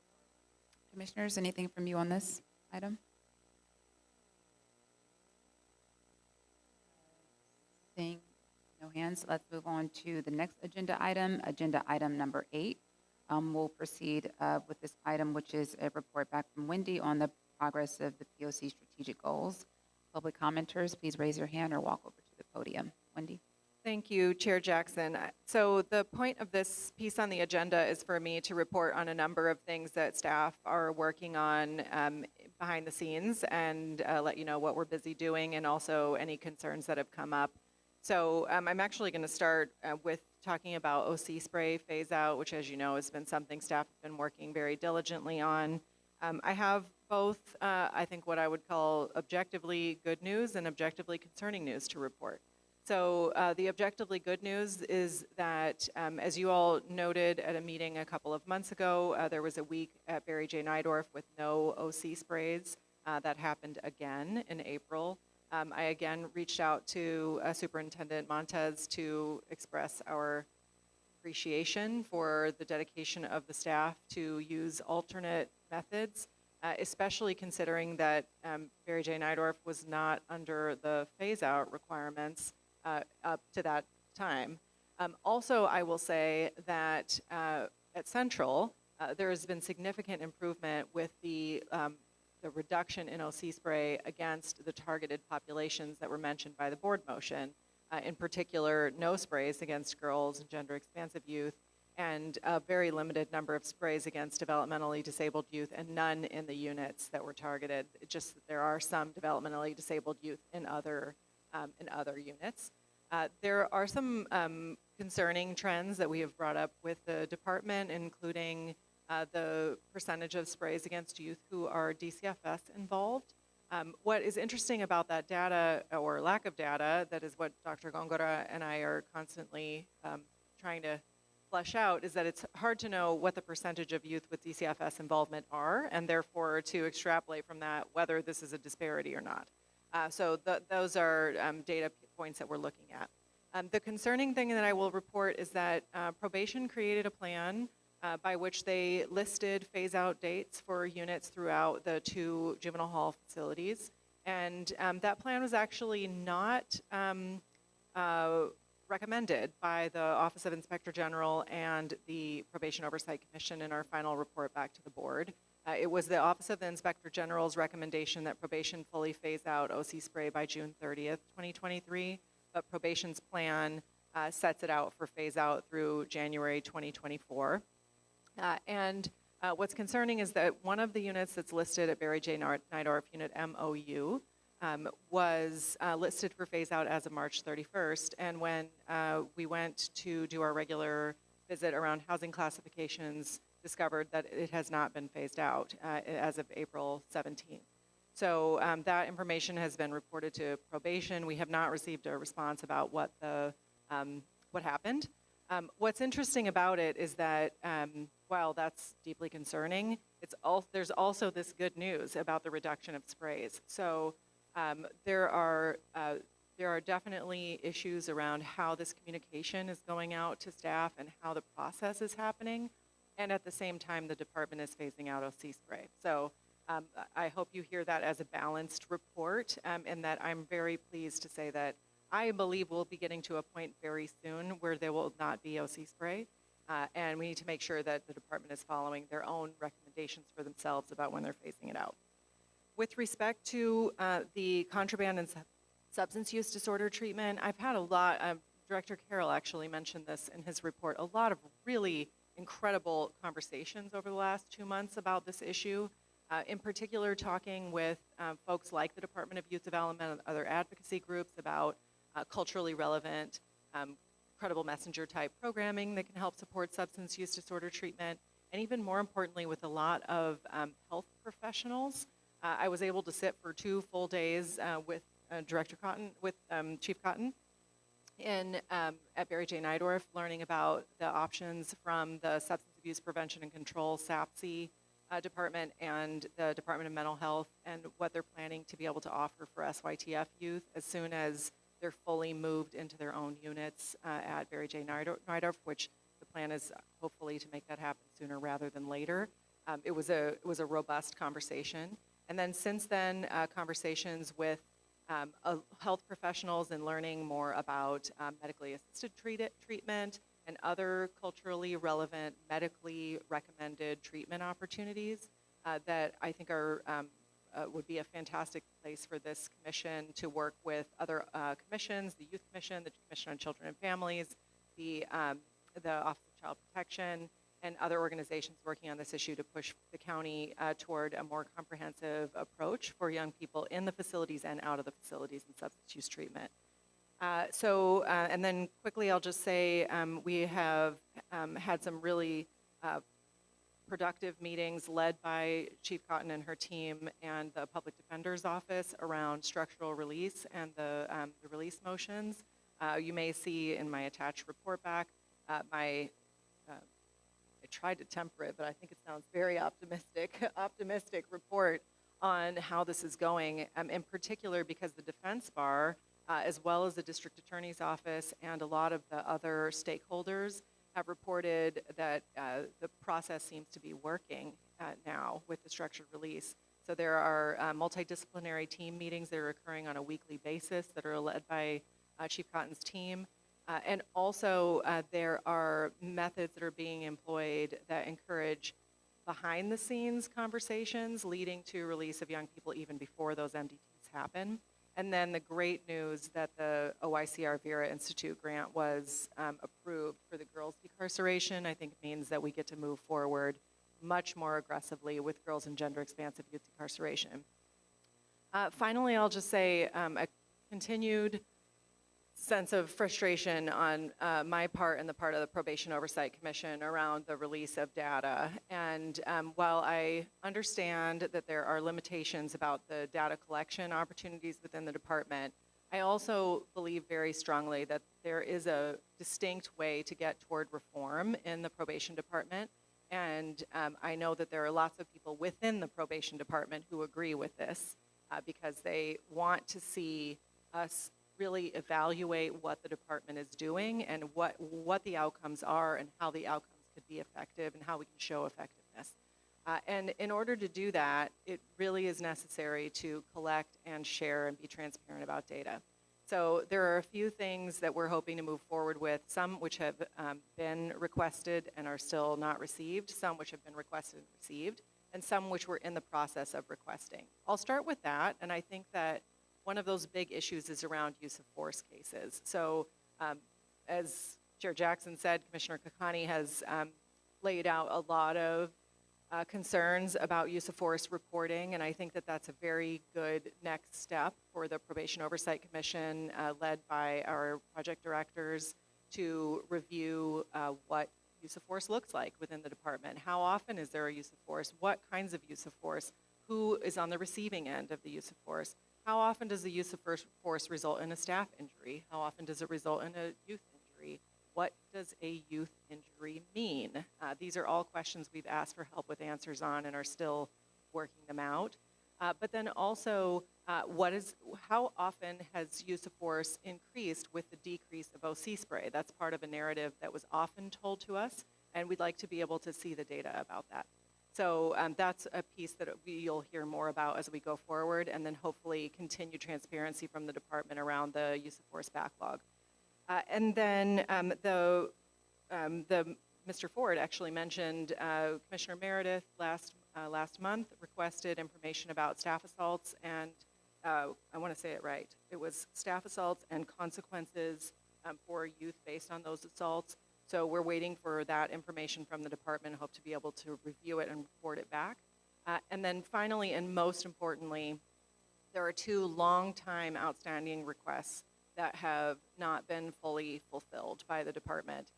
One of them is becoming crucial because we're starting our 2023 inspections process in early May, and we need to have regular monthly programs and services calendars and a programs and services inventory. And what that means is we need to know which CBOs and probation programs are being, and other agency programs are being offered in the halls and camps, so that when we go in to do our inspections, we can do an audit where it says there's going to be an AA meeting this week on Tuesday, and we're there on Tuesday for our inspection, and we can go see if there's an AA meeting.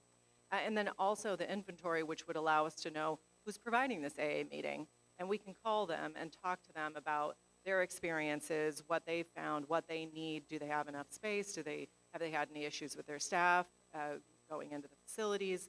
What do they think would be most effective? How are they measuring their effectiveness? So that's one piece. And then the final piece is this intake and detention log.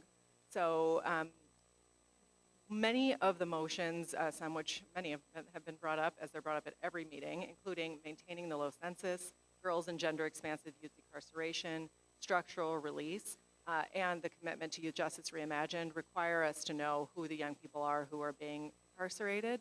And by incarcerated, I mean detained. Who's coming in? And so the data that we've requested is data that would let us analyze fully in our county who are we detaining. And by we, I mean very clearly that some of these are legal decisions, some of them are court decisions, some of them are probation recommendations, some of them are related to a youth DCFS complicated background, some of them are on new arrests, some of them are on warrants, some of them come in directly through different agencies. So we would need to know that data. And I will say Chief Cotton has made some significant strides in sharing some data with us, but there is a need for better collection and sharing and transparency around that data. So with that, we'll do public comment, I guess, and we'll take any questions, but that's what we've been working on. Thanks for those updates, Cindy. Okay, so if there's anybody in the room who wants to make public comment, please go to the podium, and we'll give it a few seconds and see if there's anybody online. Not yet? Yes? All right, let's do our online public comment. Okay, we have one public commenter, Corrales. Request has been sent. Please dial *6 to accept and begin with your comment. Hi, yes, can you hear me? Hello? We can Hello? we can hear you. My mic's just not working. We can hear you. Okay, perfect. So I'm a newly assigned DSO to Barry J. Nordoff. Many days I am assigned to supervise detained youth in SYTF program. These youth are highly sophisticated, physically combative, and larger in stature than many of our officers assigned to that unit. I was recently assaulted by a youth where I was kicked in the groin. Again, the youth was larger than I am. I believe if I had my OC spray, it would have deterred this behavior. Removal of the OC spray would greatly increase these types of assaults, especially towards female officers.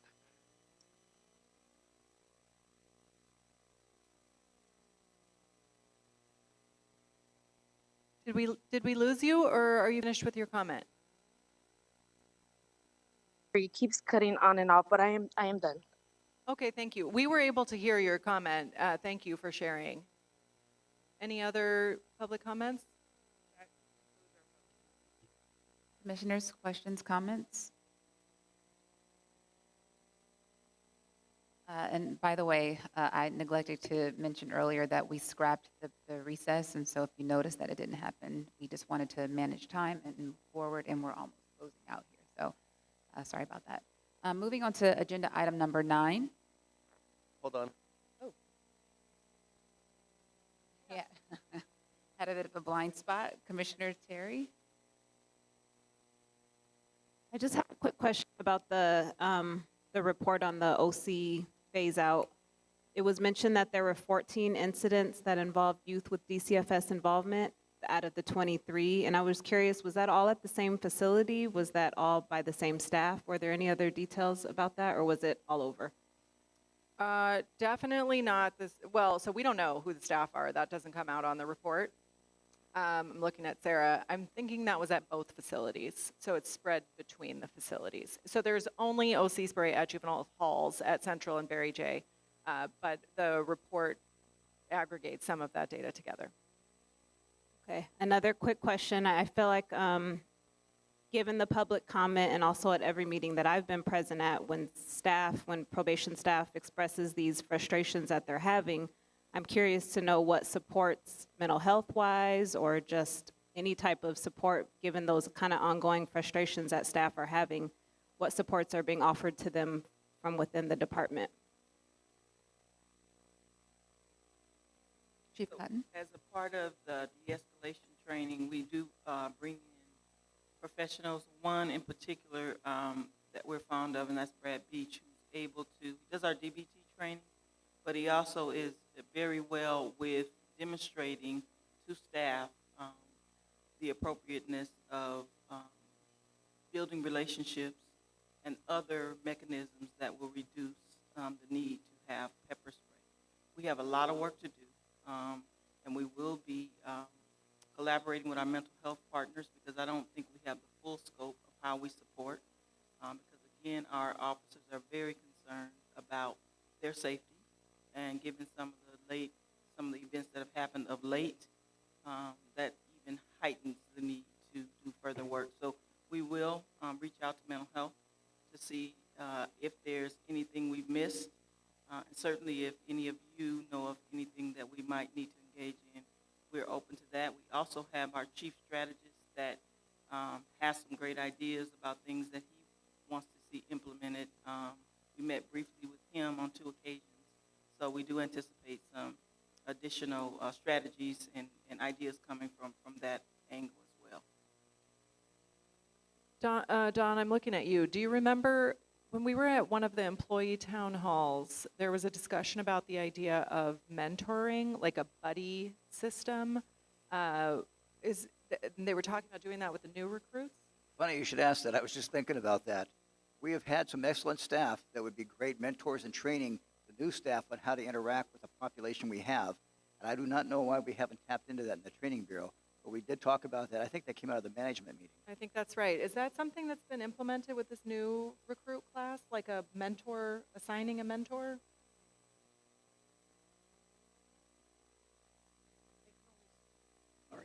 I can only speak for the first couple of classes that came out through this 2023 year.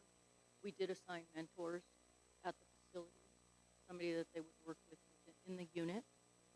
I did receive a list of who those mentors were and who when I was in BSC. So we were doing that. I don't know if we've had a class come out. I think we had a class graduate, so they should be assigning mentors to those staff as well. I think a graduation. I think Well, the that issue supervisors, is my that fault. My fault. Supervisors graduated. there was no training officer program for them in the facilities, and we looked at, there are staff, and I could name several of them that are excellent working with youth regardless of their classification, that we should be bringing to the academy and giving them a course on how to interact with these youth that we have not done. And I think that was the discussion we had, and there should be a training officer when they get to a facility.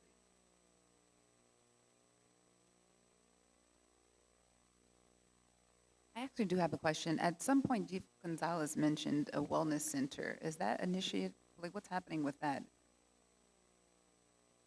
HR is working with Big HR around, and when I say Big HR, that's the Human Resources Department downtown, working and looking at various options of how we might encourage and bring staff back to work, as well as their well-being and wellness.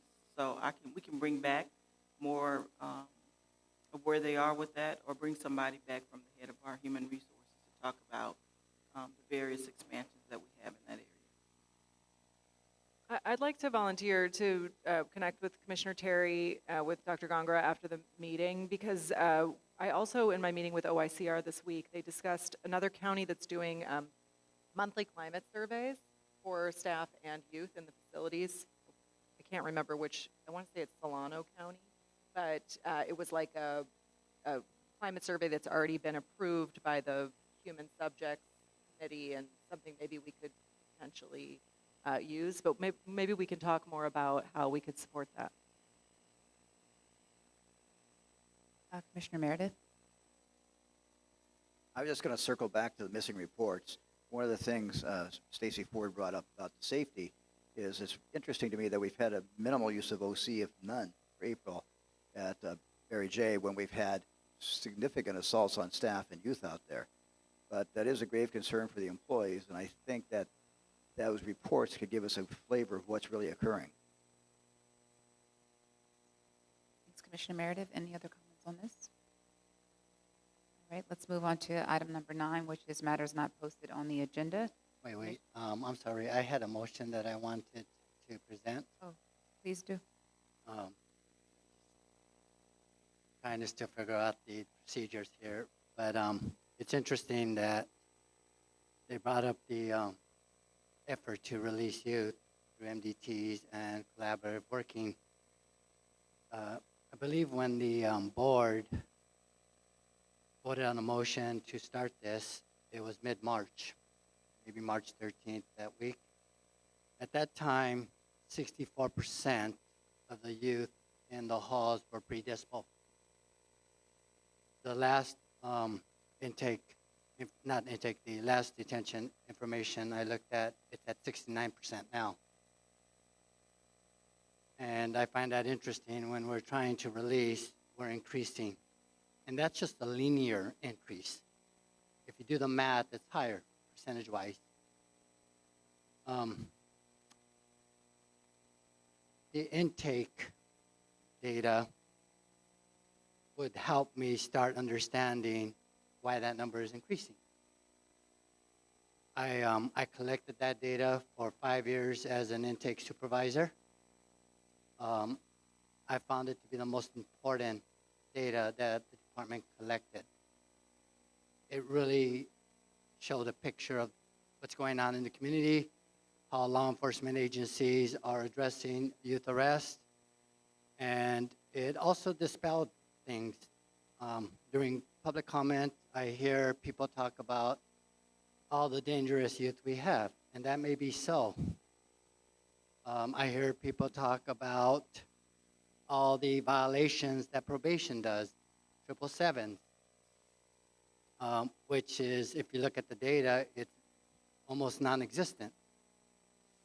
The last data I looked at for intake, the number of intake for the month were 169. 41 were 707B offenses, which means that the rest were not. The majority of them were warrant returns and suitable placement and runaways. There were things that maybe shouldn't have come in. But I recently learned that the intake log manually is no longer collected. And so my motion titled Request Monthly Statistical Data, Intake Data, reads in part,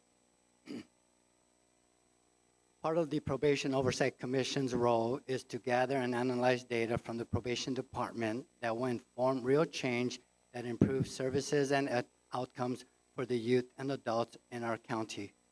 We know that, at least previously, a report existed called the Monthly Statistical Intake Data that was manually compiled and included many of the data points the POC needs to understand and report on detention patterns. For the last year, the POC has repeatedly requested this data, provided templates of what is needed, modified the request to decrease the burden on the department, and had the OIG call for the data. What we have learned in the process is that probation opted to discontinue gathering this vital manual data and has not been willing or able to produce a report with the necessary information. This is unacceptable in light of the board and the POC's repeated calls for transparency and data-driven decision-making and the need for this data to support multiple board motions and priorities. We therefore move that the Probation Oversight Commission request the following information from the Los Angeles County Probation Department and its executive management. 1, provide a written explanation of when, how, and why the discontinuation of the manually compiled monthly statistical intake data report occurred and was approved by May 11, 2023. Number 2, probation will resume the monthly collection of comprehensive intake data in the following format by May 1, 2023. In an Excel spreadsheet where each row of data represents one intake event for one person, provide the following columns of data. 1, intake site. 2, age. 3, ethnicity. 4, gender. 5, charge category. 6, charge/or warrant. 7, arrest agency. 8, time of arrest. 9, LADS. And 10, detention decision. Number 3, probation will provide a list of data definitions for the included information. And finally, number 4, probation will share the report with the commission monthly due by the 10th of each month containing the previous month's data with the first installment due to the POC on June 10, 2023. I present this motion to my colleagues. And I would second that motion. Sorry, that was seconded by who? Commissioner Carrillo? All right, commissioners, let's vote on this motion. That was probably, huh? Oh, any comments? That was a very thorough motion. Okay, no discussion? All right, commissioners, let's vote. Okay, please vote yes, no, or abstain on the motion which is attached to the agenda and printed before you. I believe Commissioner Canales is no longer on the call, is that correct?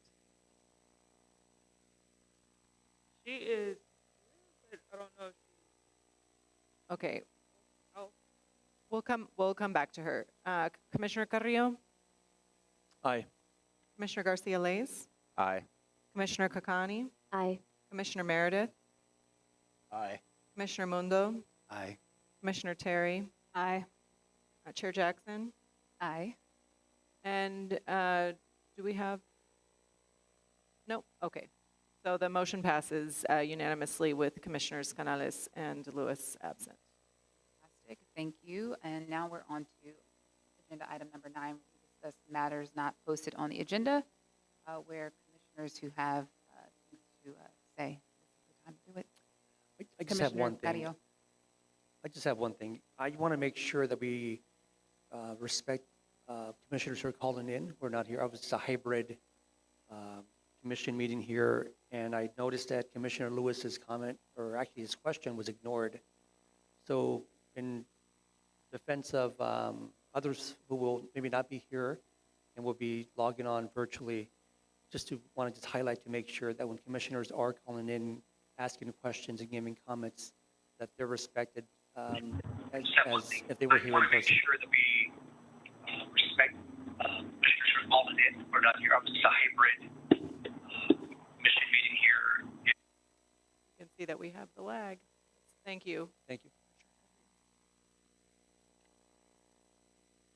Thank you. Any other comments on this? All right. Let's move on to agenda item number 10, where we invite members of the public to address the commission on items not on the agenda. Wendy is going to facilitate that.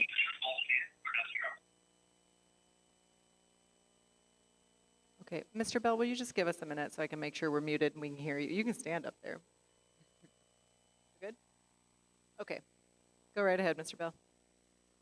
Thank you. I'll make it quick with the time. But I just wanted to reiterate the importance of getting the data on the staff assaults.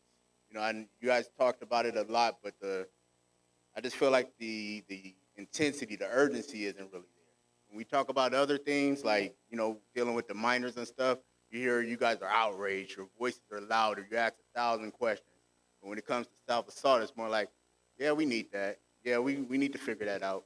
But nothing's being really done. No motions are being made. Nothing's being put on the agenda. You know, the other things, you ask 1,000 questions. You know, and we just feel like if we're going to take this seriously, changing probation and helping get people back to work, we got to take these assaults serious. And then we also got to take seriously what's happening with the minors that also assault us.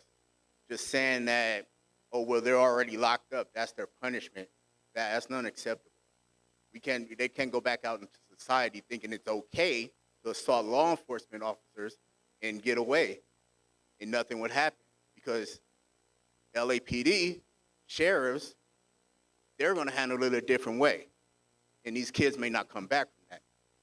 So we have to teach them now, hey, we have to take responsibility for our actions and be able to take accountability. And we also need to make sure that, you know, the theory of officers don't want to show up to work is not the case. Let's find out how many people are out hurt. Let's find why they're out hurt, how seriously it is. No one mentioned about the officer being stabbed in the head. But our chief wanted to offer us best. He getting stabbed in the head. Another officer just last week, neck got cut with glass, going after another kid that just broke a window. These are serious things that we need to address. And I just feel like I would appreciate if you guys took it a lot more seriously. Thank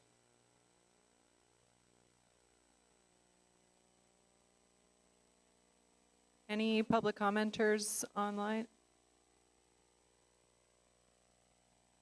Yes, we have one public commenter, Tanisha. I will go ahead. Okay, we see you now. Go ahead and accept the request and proceed with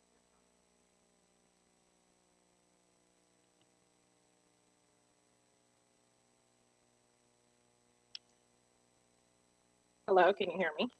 Yes.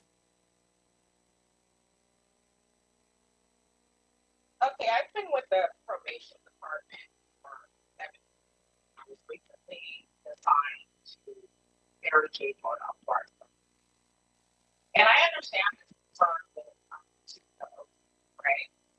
But 2 weeks ago, I was in a situation where 3 kids were assaulting one another. And we are in this facility, but not 12, 13-year-olds, or 15, 16, 17, 18 and older. Some of these are adults. So we have no spray.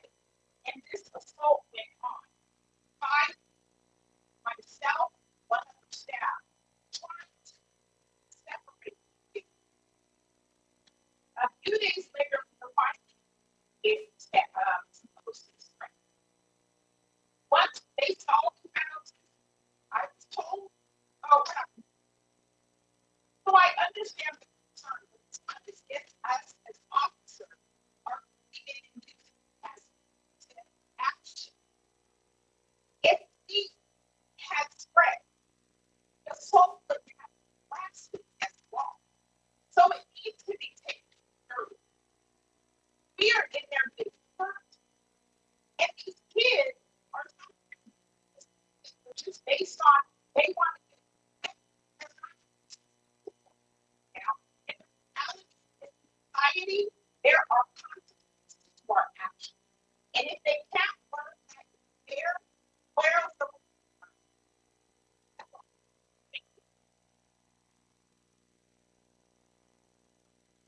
Danisha, we are, is that the right, did I call her the right name? Tanisha. Danisha, we're having trouble hearing you. We hear most of your comment, but it's very choppy. I would love to encourage you to write an email, and I'll say this also for the rest of the members of the public joining us virtually, to info@poc.lacounty.gov. If you submit it to us by 5 o'clock today, it'll be included with the formal public record of the meeting. And always when we receive public comments via writing, we send them to all of the commissioners so that they can review them. So thank you for sharing. I'm sorry the connection wasn't ideal. Janae, do we have any other speakers? Thank you. Great. I will now close us out. Thank you all for your comments. As a quick reminder, please be sure to follow us on all social media platforms and subscribe to our YouTube channel at LA County POC. To receive reminders about our upcoming meetings, visit our website at poc.lacounty.gov. To subscribe to our email listing. Commissioners, can I get a motion to adjourn today's meeting, please?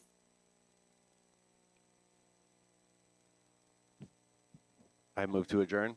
A motion from Commissioner Garcia-Lace to adjourn, seconded by Commissioner Meredith. Commissioners, please unmute yourselves and vote with a voice vote. Aye. Aye. Aye. Aye. Any abstentions? Anyone opposed? I don't think anyone's opposed. Motion carries unanimously. Thank you all for being here.